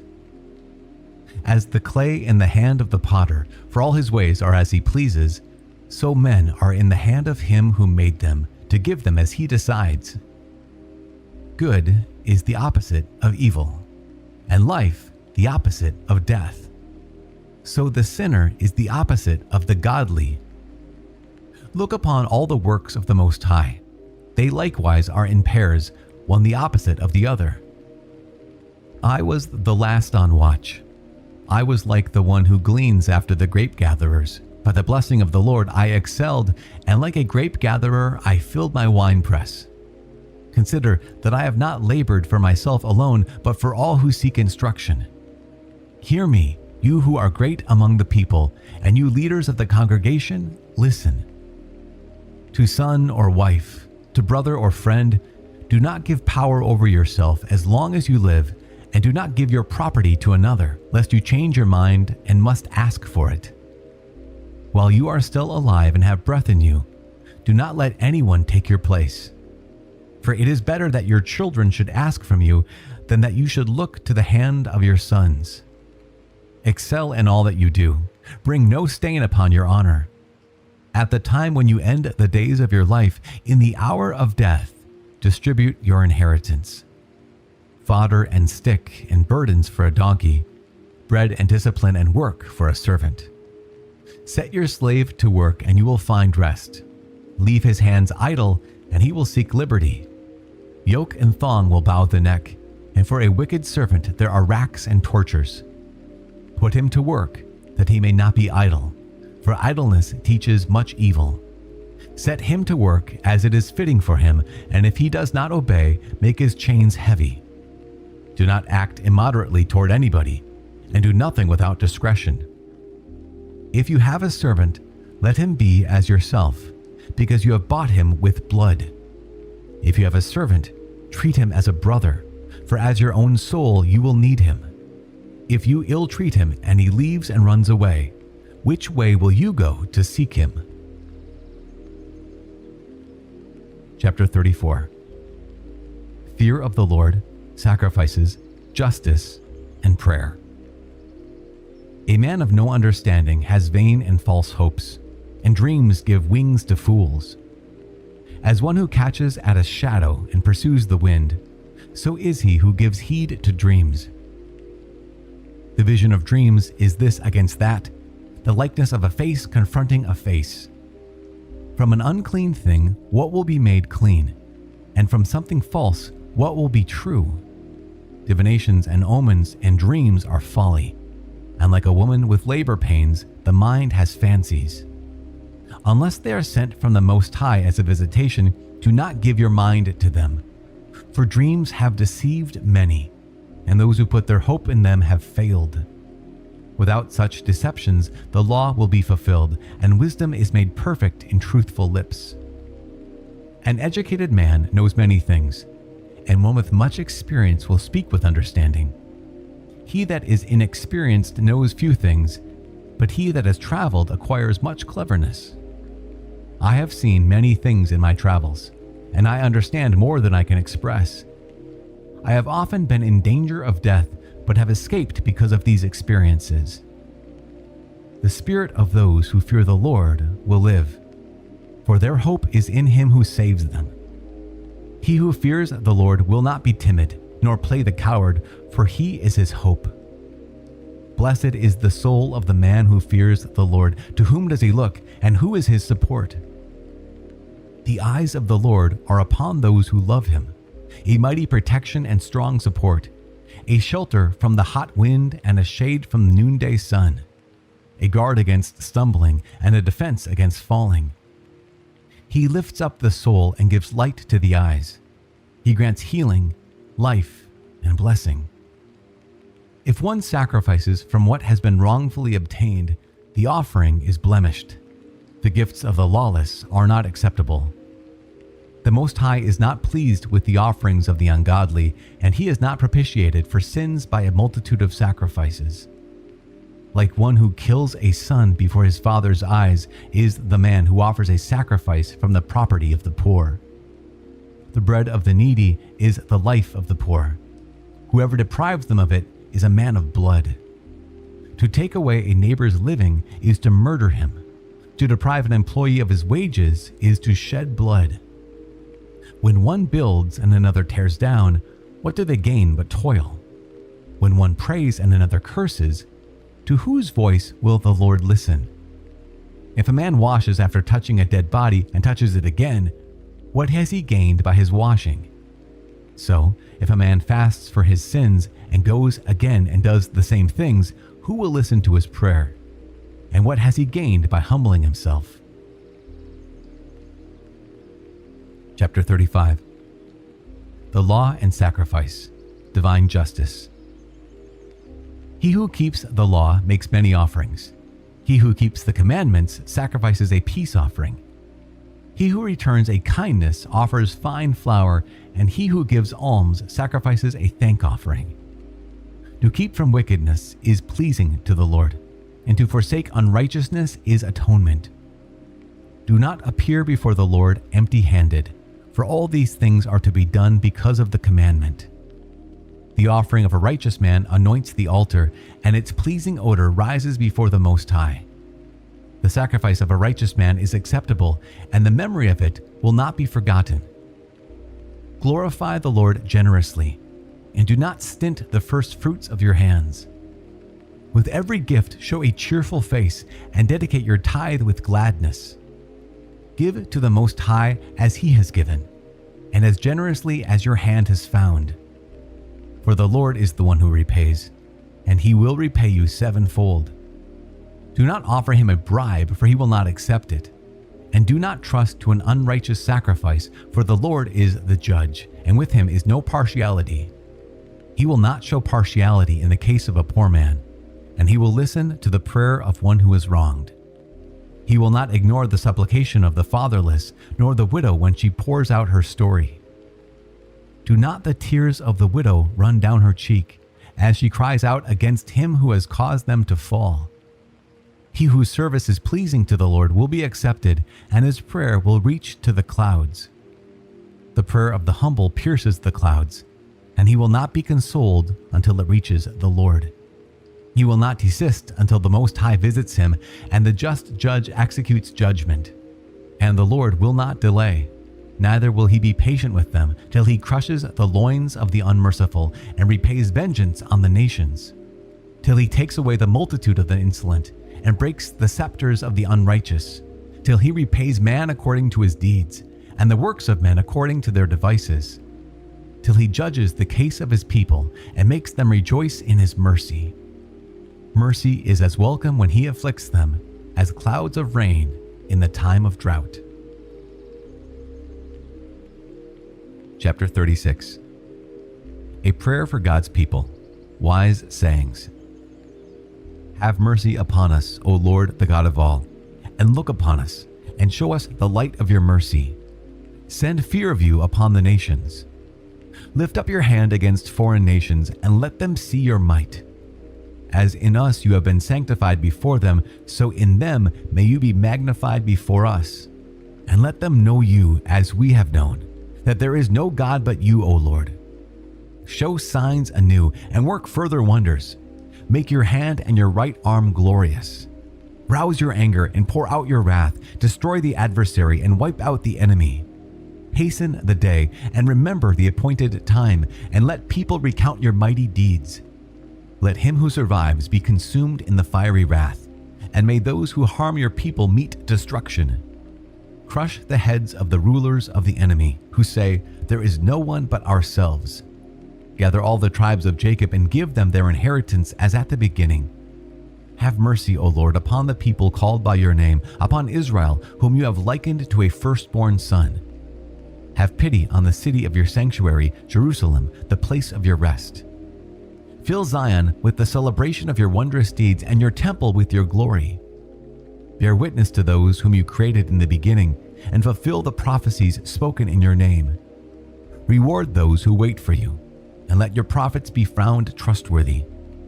Listen, O Lord, to the prayer of your servants, according to the blessing of Aaron for your people, and direct us in the way of righteousness, and all who are on the earth will know that you are the Lord, the God of the ages. The stomach will take any food, yet one food is better than another. As the palate tastes the kinds of game, so an intelligent mind detects false words. A perverse mind will cause grief, but a man of experience will pay him back. A woman will accept any man, but one daughter is better than another. A woman's beauty gladdens the countenance and surpasses every human desire. If kindness and humility mark her speech, her husband is not like other men. He who acquires a wife gets his best possession, a helper fit for him, and a pillar of support. Where there is no fence, the property will be plundered, and where there is no wife, a man will wander about and sigh. For who will trust a nimble robber that skips from city to city? So, who will trust a man that has no home and lodges wherever night finds him? Chapter 37. Concerning good counsel, reason, and moderation. Every friend will say, I too am a friend. But some friends are friends only in name. Is it not a grief to the death when a companion and friend turns to enmity? O evil imagination, why were you formed to cover the land with deceit? Some companions rejoice in the happiness of a friend, but in time of trouble are against him. Some companions help a friend for their stomach's sake, and in the face of battle take up the shield.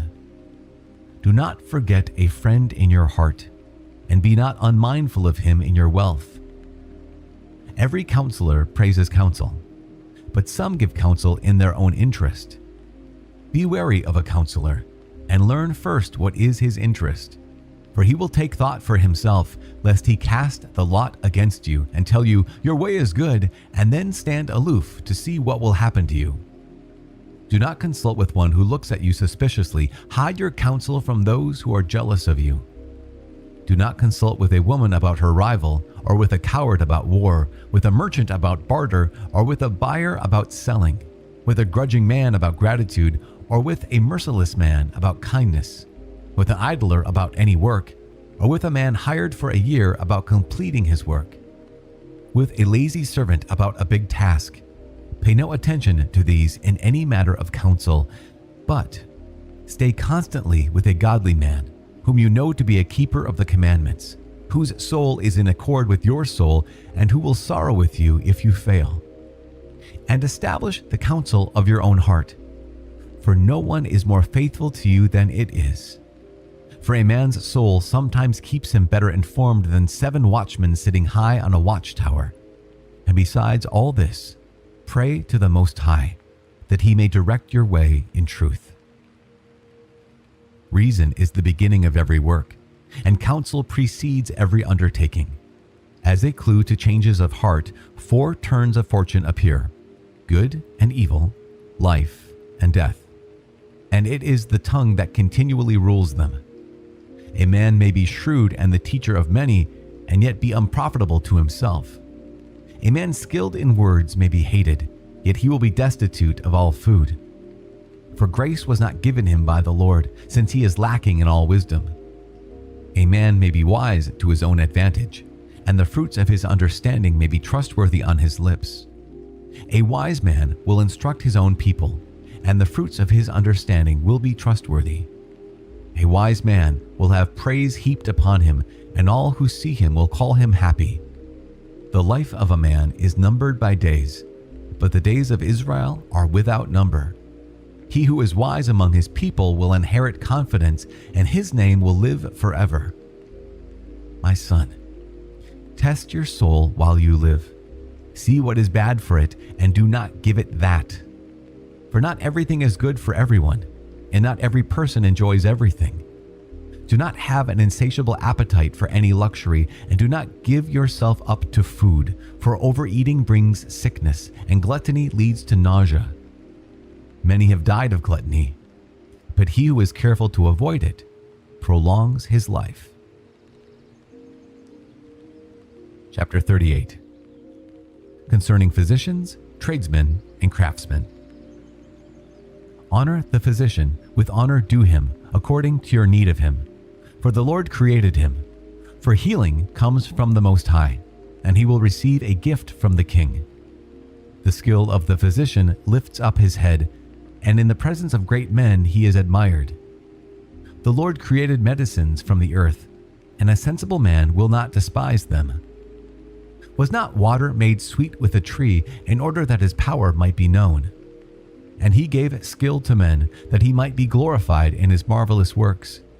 By them he heals and takes away pain. The pharmacist makes of them a compound. His works will never be finished, and from him health is upon the face of the earth. My son, when you are sick, do not be negligent, but pray to the Lord, and he will heal you. Give up your faults and direct your hands aright, and cleanse your heart from all sin. Offer a sweet-smelling sacrifice and a memorial portion of fine flour, and pour oil on your offering as much as you can afford. And give the physician his place, for the Lord created him. Let him not leave you, for there is need of him. There is a time when success lies in the hands of physicians, for they too will pray to the Lord, that he should grant them success in diagnosis and in healing for the sake of preserving life. He who sins before his Maker, may he fall into the care of a physician.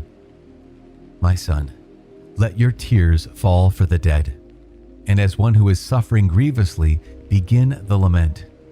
Lay out his body with the honor due him, and do not neglect his burial.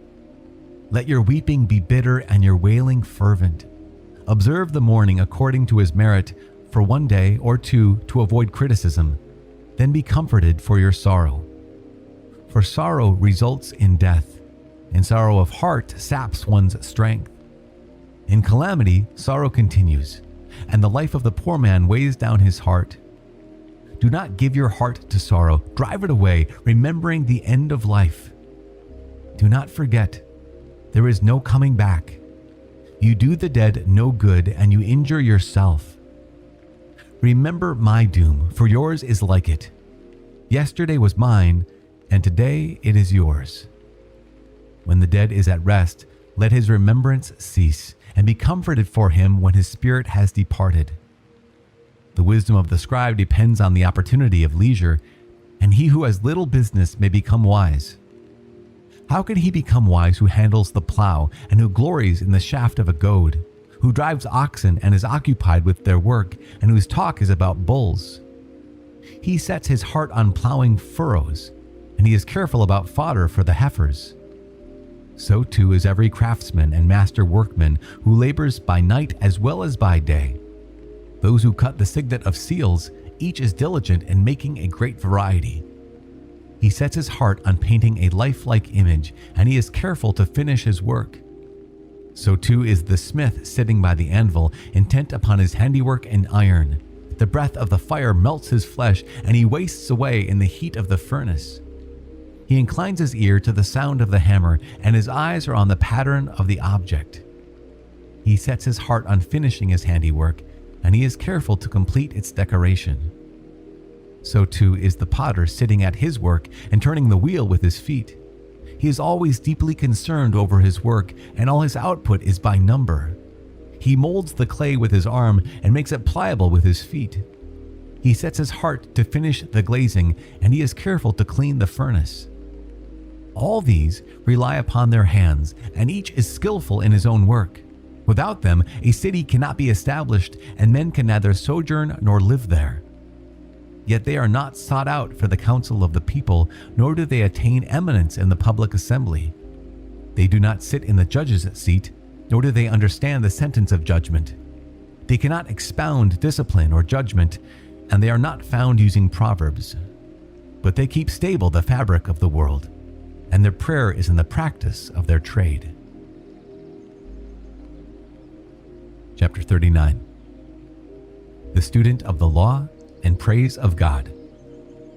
On the other hand, he who devotes himself to the study of the law of the Most High will seek out the wisdom of all the ancients, and will be concerned with prophecies.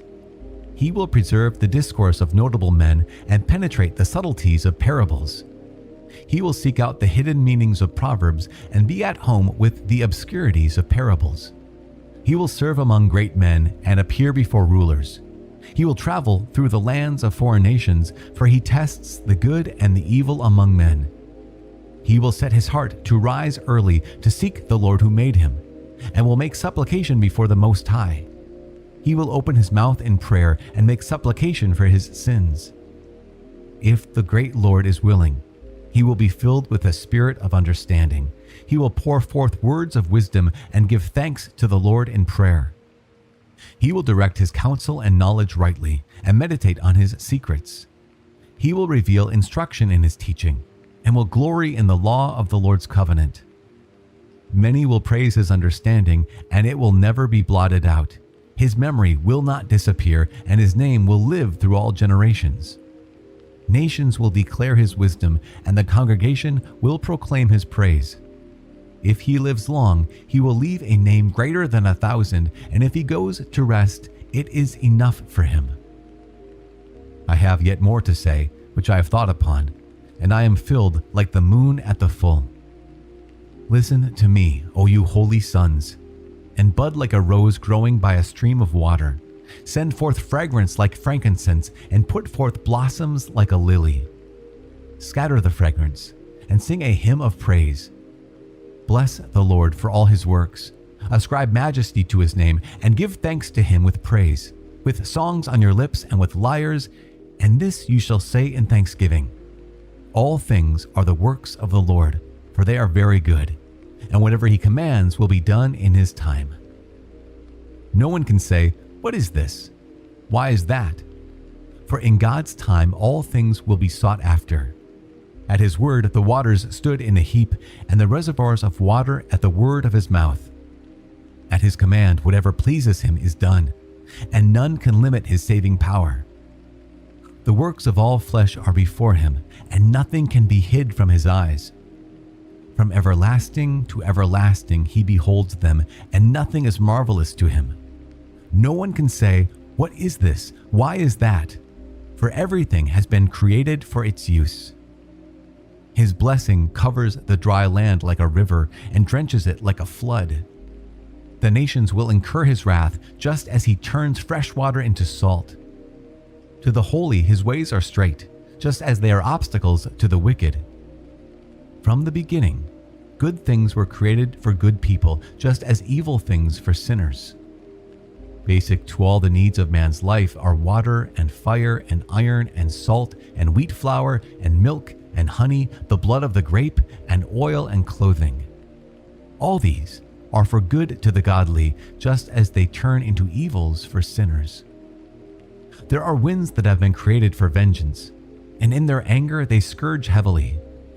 In the time of consummation, they will pour out their strength and calm the anger of their maker. Fire and hail and famine and pestilence, all these have been created for vengeance. The teeth of wild beasts and scorpions and vipers and the sword that punishes the ungodly with destruction. They will rejoice in his commands and be made ready on earth for their service. And when their time comes, they will not transgress his word. Therefore, from the beginning I have been convinced, and have thought this out and left it in writing. The works of the Lord are all good, and he will supply every need in its hour. And no one can say, "This is worse than that," for all things will prove good in their season. So now, sing praise with all your heart and voice, and bless the name of the Lord. Chapter 40. Human wretchedness and joys of life. Much labor was created for every man, And a heavy yoke is upon the sons of Adam from the day they come forth from their mother's womb till the day they return to the mother of all. Their perplexities and fear of heart, their anxious thought is the day of death. From the man who sits on a splendid throne to the one who is humbled in dust and ashes, from the man who wears purple and a crown to the one who is clothed in burlap. There is anger and envy and trouble and unrest and fear of death and fury and strife. And when one rests upon his bed, his sleep at night confuses his mind. He gets little or no rest, and afterward, in his sleep, as though he were on watch, he is troubled by the visions of his mind, like one who has escaped from the battlefront. At the moment of his rescue, he wakes up and wonders that his fear came to nothing. With all flesh, both man and beast, and upon sinners 7 times more, are death and bloodshed and strife and sword, calamities, famine and affliction and plague. All these were created for the wicked, and on their account the flood came. All things that are from the earth turn back to the earth, and what is from the waters returns to the sea. All bribery and injustice will be blotted out, but good faith will stand forever. The wealth of the unjust will dry up like a torrent and crash like a loud clap of thunder in a rain. A generous man will be made glad. Likewise, transgressors will utterly fail. The children of the ungodly will not put forth many branches. They are unhealthy roots upon sheer rock. The reeds by any water or riverbank will be plucked up before any grass. Kindness is like a garden of blessings, and almsgiving endures forever. Life is sweet for the self-reliant and the worker, but he who finds treasure is better off than both. Children and the building of a city establish a man's name, but a blameless wife is accounted better than both. Wine and music gladden the heart, but the love of wisdom is better than both. The flute and the harp make pleasant melody, but a pleasant voice is better than both. The eye desires grace and beauty, but the green shoots of grain more than both. A friend or a companion never meets one amiss, but a wife with her husband is better than both. Brothers and help are for a time of trouble, but almsgiving rescues better than both. Gold and silver make the foot stand sure, but good counsel is esteemed more than both. Riches and strength lift up the heart, but the fear of the Lord is better than both. There is no loss in the fear of the Lord, and with it there is no need to seek for help. The fear of the Lord is like a garden of blessing and covers a man better than any glory. My son, do not lead the life of a beggar. It is better to die than to beg. When a man looks to the table of another, his existence cannot be considered as life. He pollutes himself with another man's food.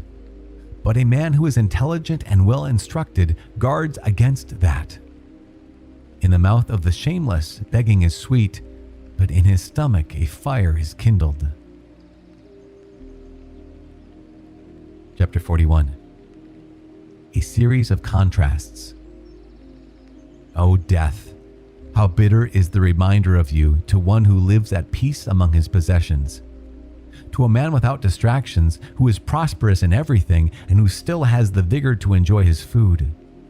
O death, how welcome is your sentence to one who is in need and is failing in strength, very old and distracted over everything. To one who is contrary and has lost his patience. Do not fear the sentence of death. Remember your former days and the end of life. This is the decree from the Lord for all flesh. And how can you reject the good pleasure of the Most High? Whether life is for 10 or 100 or 1,000 years, there is no inquiry about it in Hades. The children of sinners are abominable children, and they frequent the haunts of the ungodly. The inheritance of the children of sinners will perish, and on their posterity will be a perpetual reproach. Children will blame an ungodly father, for they suffer reproach because of him. Woe to you, ungodly men, who have forsaken the law of the Most High. When you are born to a curse, and when you die, a curse is your lot. Whatever is from the dust returns to dust. So the ungodly go from curse to destruction. The mourning of men is about their bodies, but the evil name of sinners will be blotted out. Have regard for your name, since it will remain for you longer than 1,000 great stores of gold. The days of a good life are numbered, but a good name endures forever. My children, observe instruction and be at peace. Hidden wisdom and unseen treasure, what advantage is there in either of them? Better is the man who hides his folly than the man who hides his wisdom. Therefore, show respect for my words, for it is not good to retain every kind of shame, and not everything is confidently esteemed by everyone.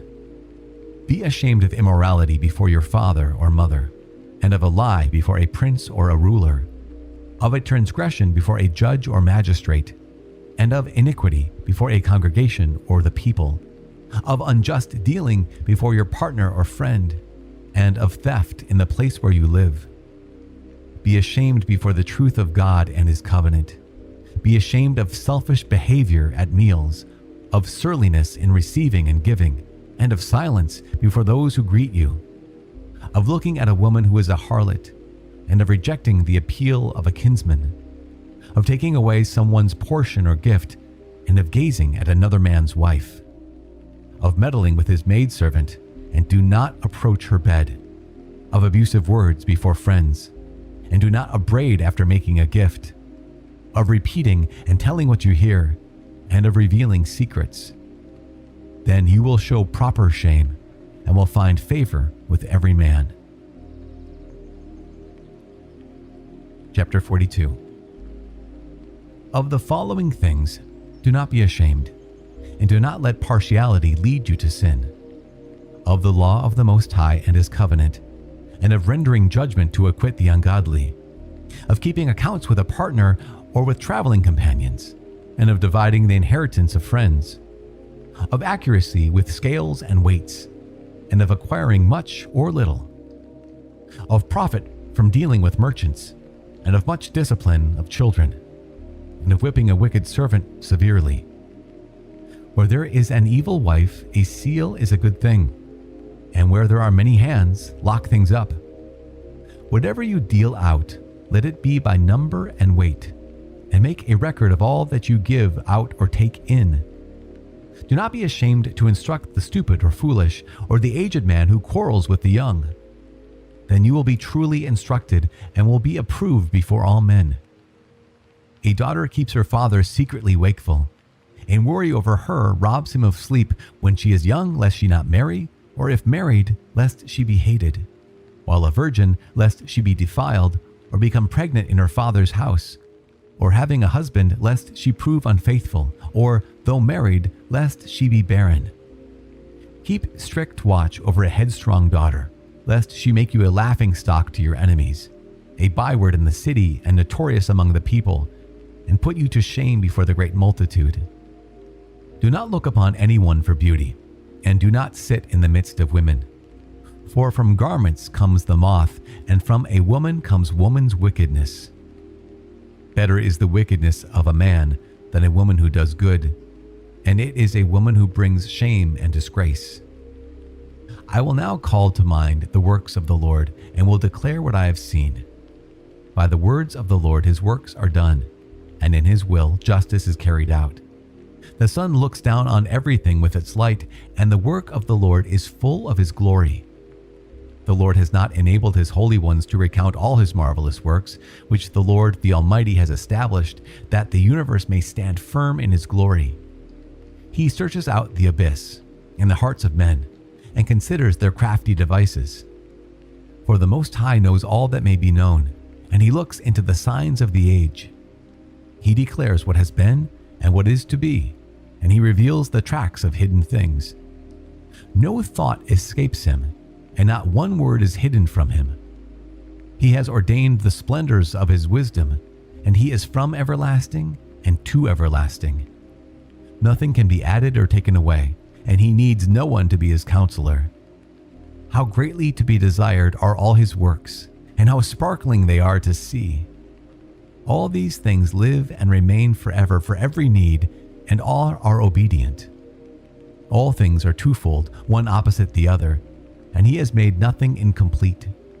One confirms the good things of the other, and who can have enough of beholding his glory? Chapter 43. God's greatness in creation.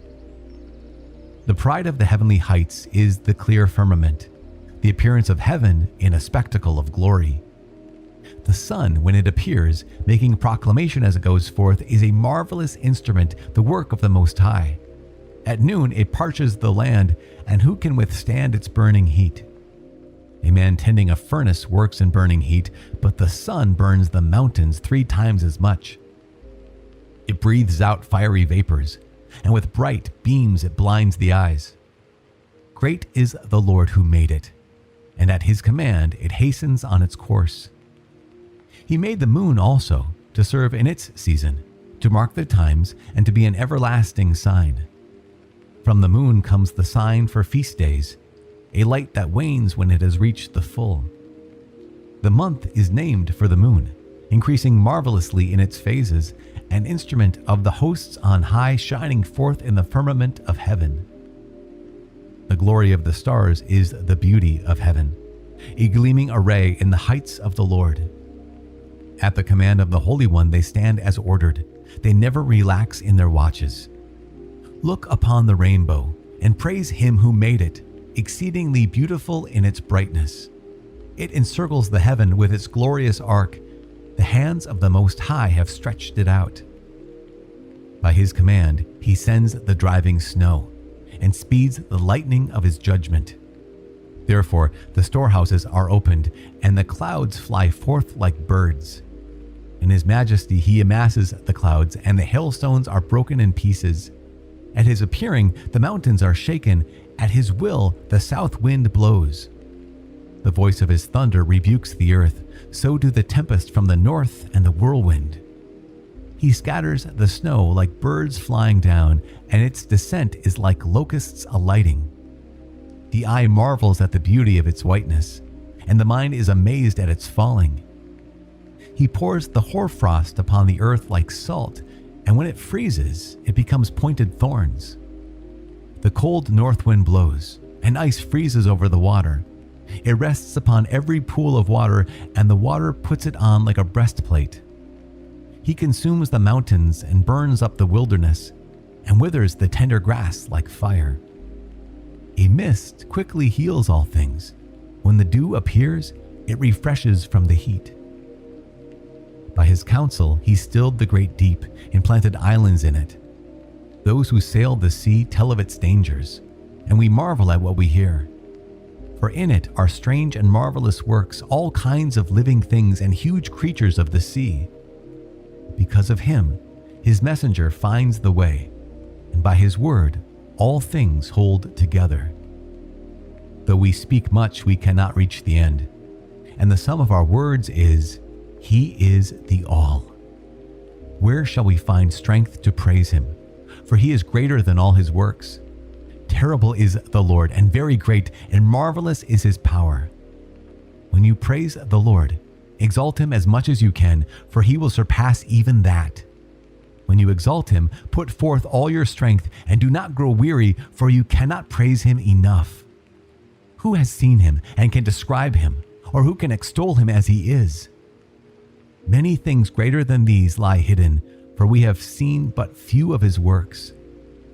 For the Lord has made all things, and to the godly he has granted wisdom. Chapter 44. Praise of our fathers. Let us now praise famous men, and our fathers in their generations. The Lord apportioned to them great glory, his majesty from the beginning. There were those who ruled in their kingdoms, and were men renowned for their power, giving counsel by their understanding and proclaiming prophecies. Leaders of the people in their deliberations, and in understanding of learning for the people, wise in their words of instruction. Those who composed musical tunes and set forth verses in writing. Rich men furnished with resources, living peaceably in their habitations. All these were honored in their generations, and were the glory of their times. There are some of them who have left a name, so that men declare their praise. And there are some who have no memorial, who have perished as though they had not lived. They have become as though they had not been born, and so have their children after them. But these were men of mercy, whose righteous deeds have not been forgotten. Their prosperity will remain with their descendants, and their inheritance to their children's children. Their descendants stand by the covenants, their children also for their sake. Their posterity will continue forever, and their glory will not be blotted out. Their bodies were buried in peace, and their name lives to all generations. People will declare their wisdom, and the congregation proclaims their praise. Enoch pleased the Lord and was taken up. He was an example of repentance to all generations. Noah was found perfect and righteous. In the time of wrath he was taken in exchange. Therefore a remnant was left to the earth when the flood came. Everlasting covenants were made with him, that all flesh should not be blotted out by a flood. Abraham was the great father of a multitude of nations, and no one has been found like him in glory. He kept the law of the Most High and was taken into covenant with him. He established the covenant in his flesh, and when he was tested, he was found faithful. Therefore, the Lord assured him by an oath that the nations would be blessed through his posterity, that he would multiply him like the dust of the earth and exalt his posterity like the stars, and cause them to inherit from sea to sea and from the river to the ends of the earth. To Isaac also he gave the same assurance, for the sake of Abraham his father. The blessing of all men and the covenant he made to rest upon the head of Jacob. He acknowledged him with his blessings and gave him his inheritance. He determined his portions and distributed them among 12 tribes. Chapter 45. From his descendants the Lord brought forth a man of mercy, who found favor in the sight of all flesh, and was beloved by God and man, Moses, whose memory is blessed. He made him equal in glory to the holy ones, and made him great in the fears of his enemies.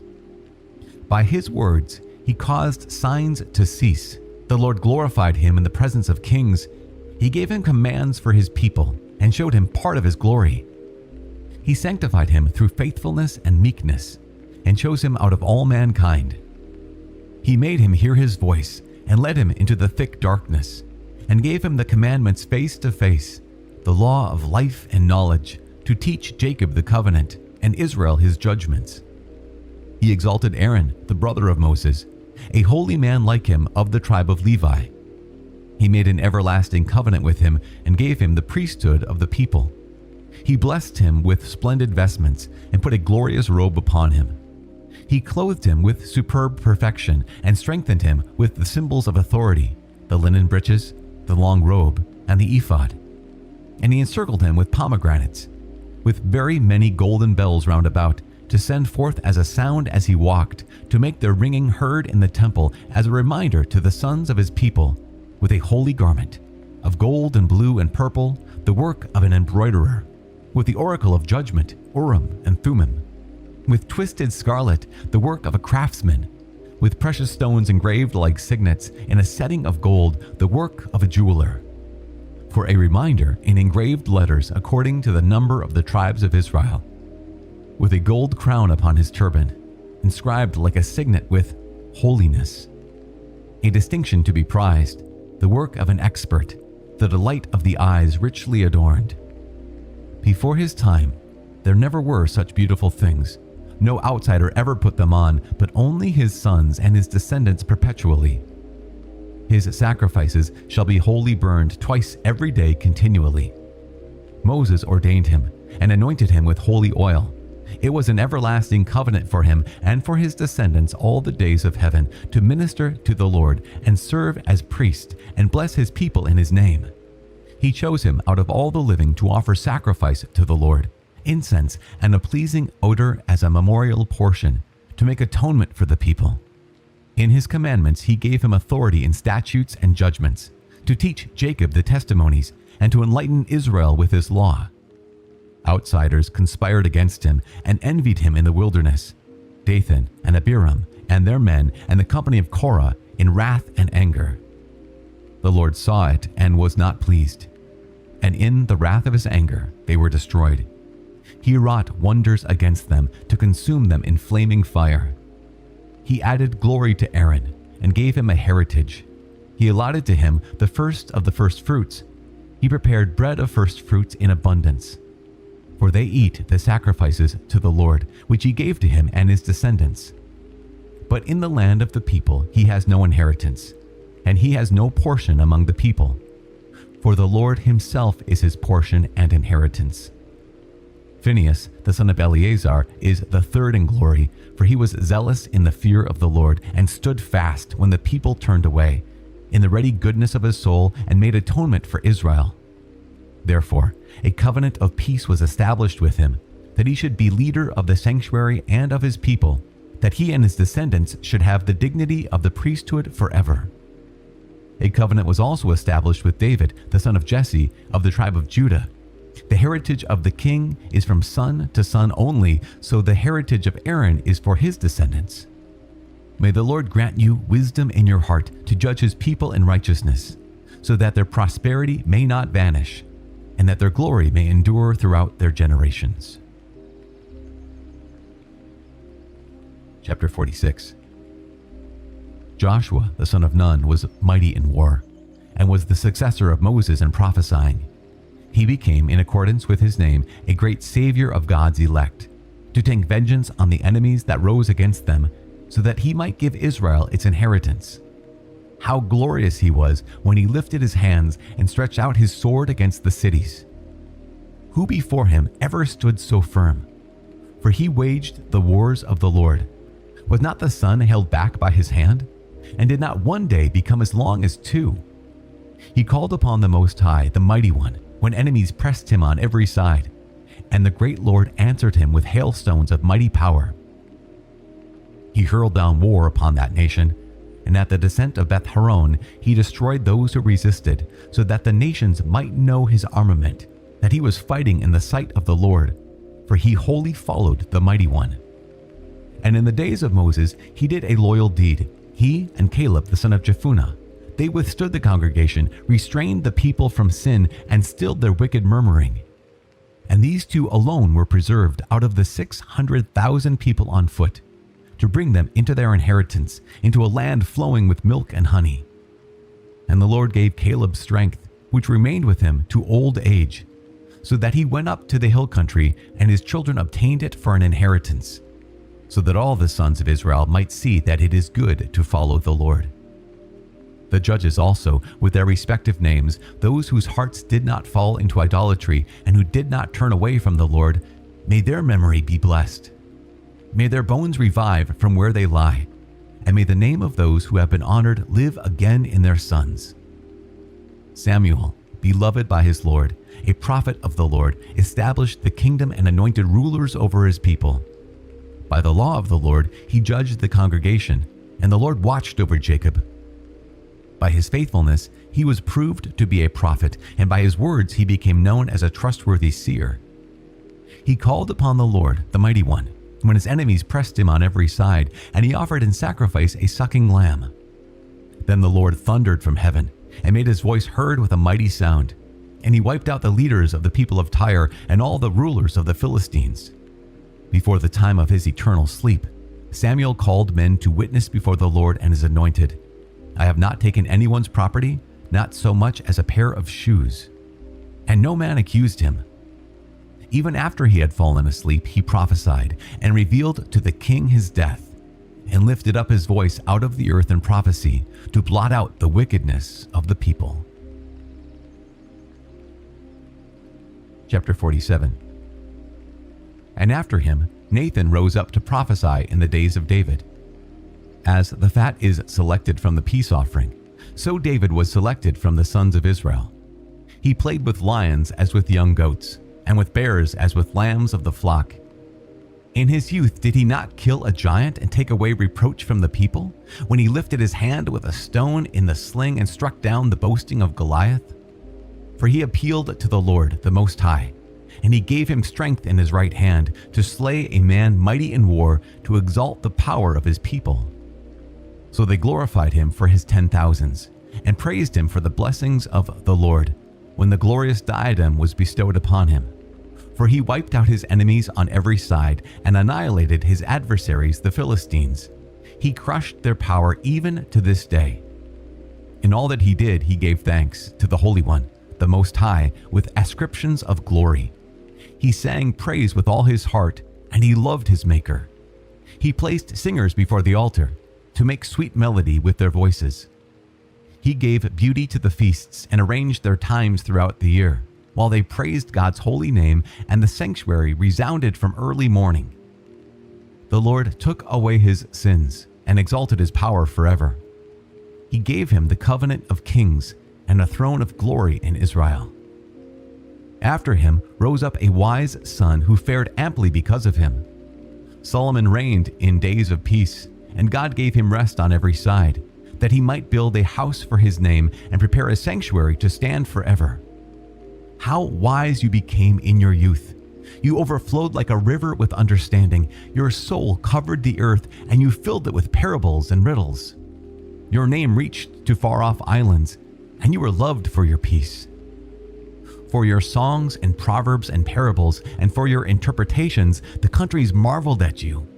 In the name of the Lord God, who is called the God of Israel, you gathered gold like tin, and amassed silver like lead. But you laid your loins beside women, and through your body you were brought into subjection. You put stain upon your honor, and defiled your posterity, so that you brought wrath upon your children, and they were grieved at your folly.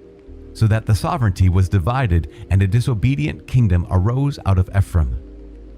But the Lord will never give up his mercy, nor cause any of his works to perish. He will never blot out the descendants of his chosen one, nor destroy the posterity of him who loved him.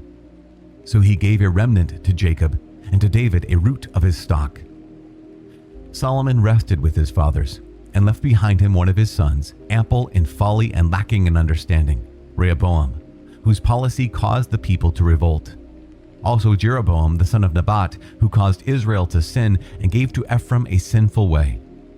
Their sins became exceedingly many, so as to remove them from their land. For they sought out every sort of wickedness till vengeance came upon them. Chapter 48. Then the prophet Elijah arose like a fire, and his word burned like a torch. He brought a famine upon them, and by his zeal he made them few in number. By the word of the Lord he shut up the heavens, and also 3 times brought down fire. How glorious you were, O Elijah, in your wondrous deeds! And who has the right to boast which you have? You who raised the corpse from death and from Hades by the word of the Most High, who brought kings down to destruction and famous men from their beds, and easily destroyed their dominion, who heard rebuke at Sinai and judgments of vengeance at Horeb, who anointed kings to inflict retribution and prophets to succeed you.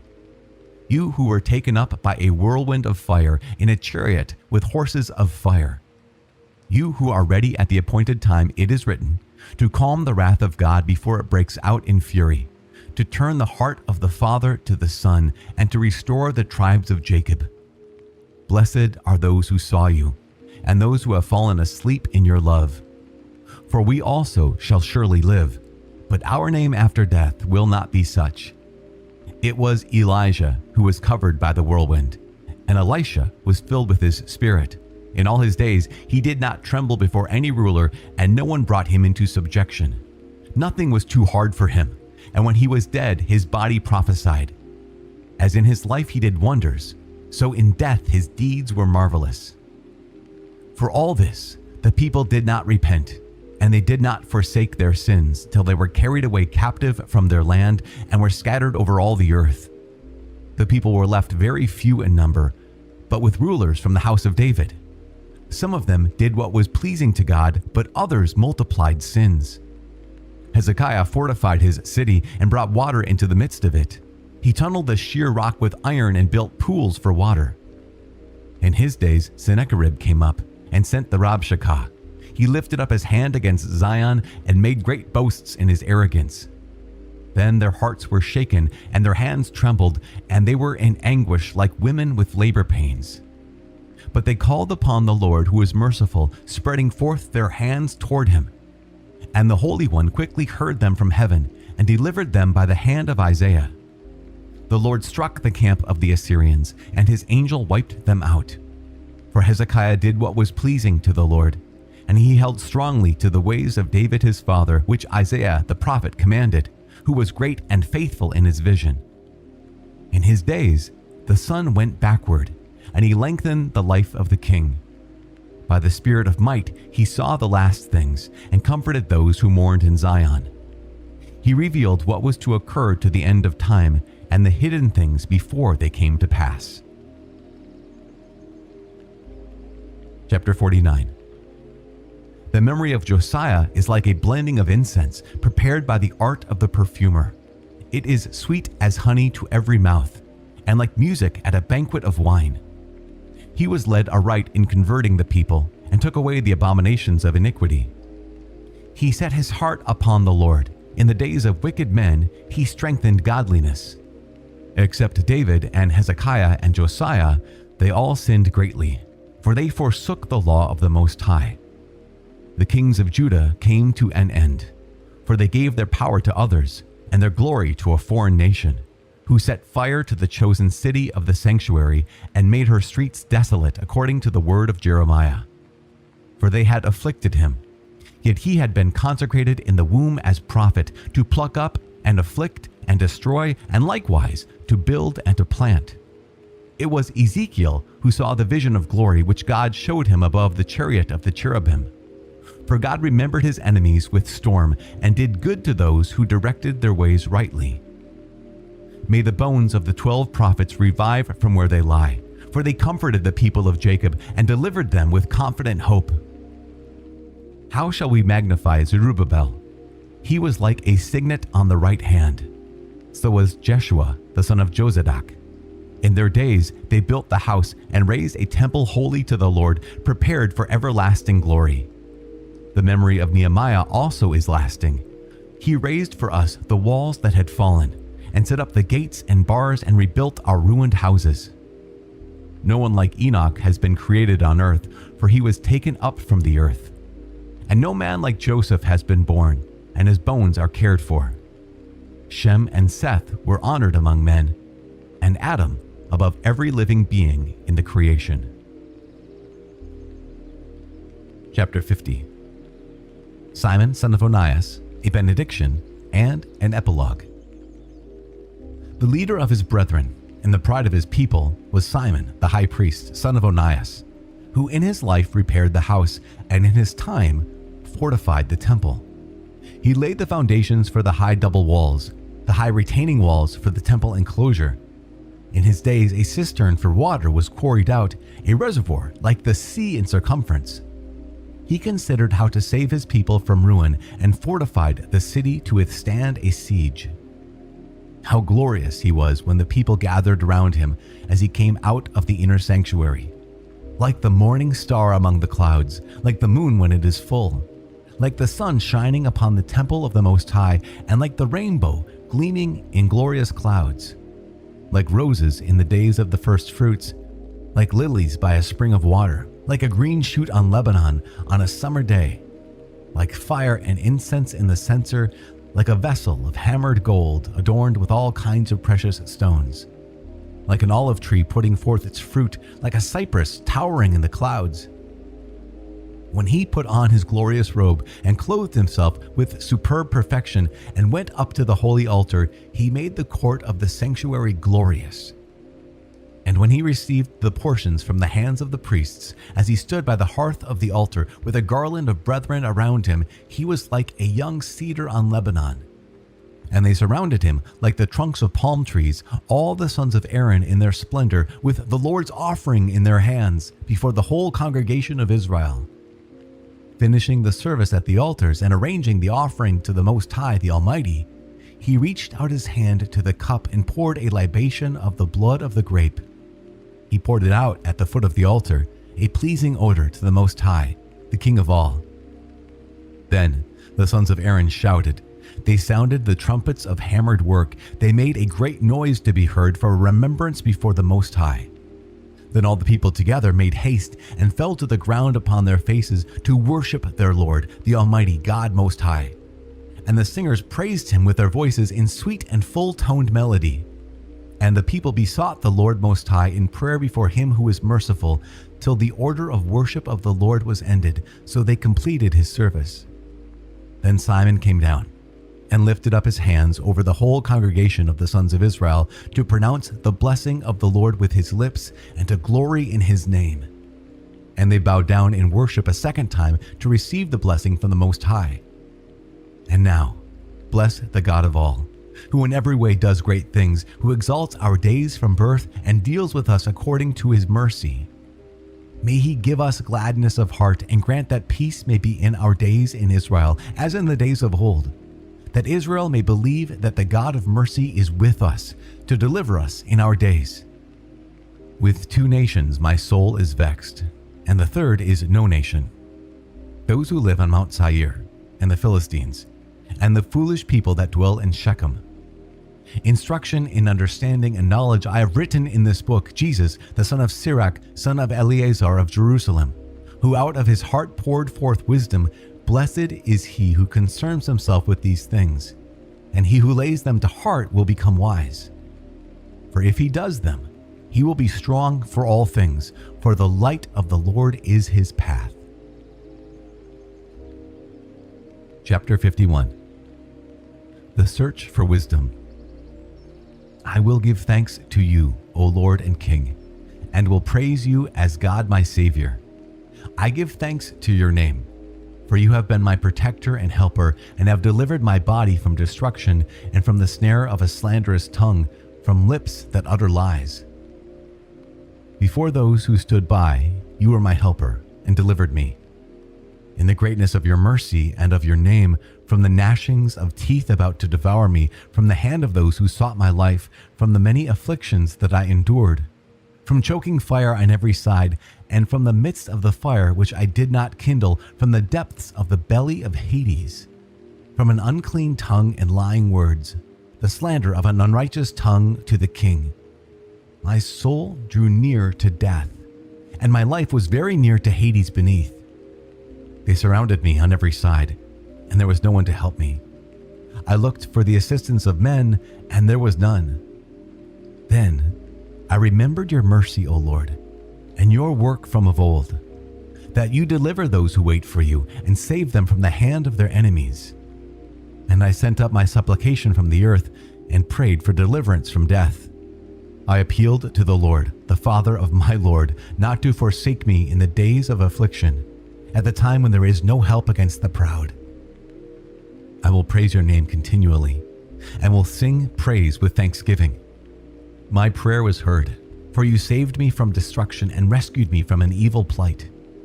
Therefore, I will give thanks to you and praise you, and I will bless the name of the Lord. While I was still young, before I went on my travels, I sought wisdom openly in my prayer. Before the temple I asked for her, and I will search for her to the last. From blossom to ripening grape, my heart delighted in her. My foot entered upon the straight path. From my youth I followed her steps. I inclined my ear a little and received her, and I found for myself much instruction. I made progress therein. To him who gives wisdom I will give glory. For I resolved to live according to wisdom, and I was zealous for the good, and I shall never be put to shame. My soul grappled with wisdom, and in my conduct I was strict. I spread out my hands to the heavens and lamented my ignorance of her. I directed my soul to her, and through purification I found her. I gained understanding with her from the first, therefore I will not be forsaken.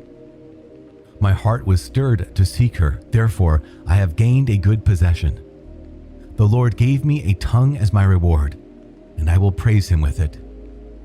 Draw near to me, you who are untaught, and lodge in my school.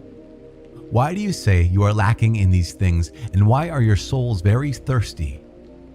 I opened my mouth and said, Get these things for yourselves without money. Put your neck under the yoke, and let your souls receive instruction. It is to be found close by. See with your eyes that I have labored little, and found for myself much rest. Get instruction with a large sum of silver, and you will gain by it much gold. May your soul rejoice in his mercy, and may you not be put to shame when you praise him. Do your work before the appointed time, and in God's time, he will give you your reward.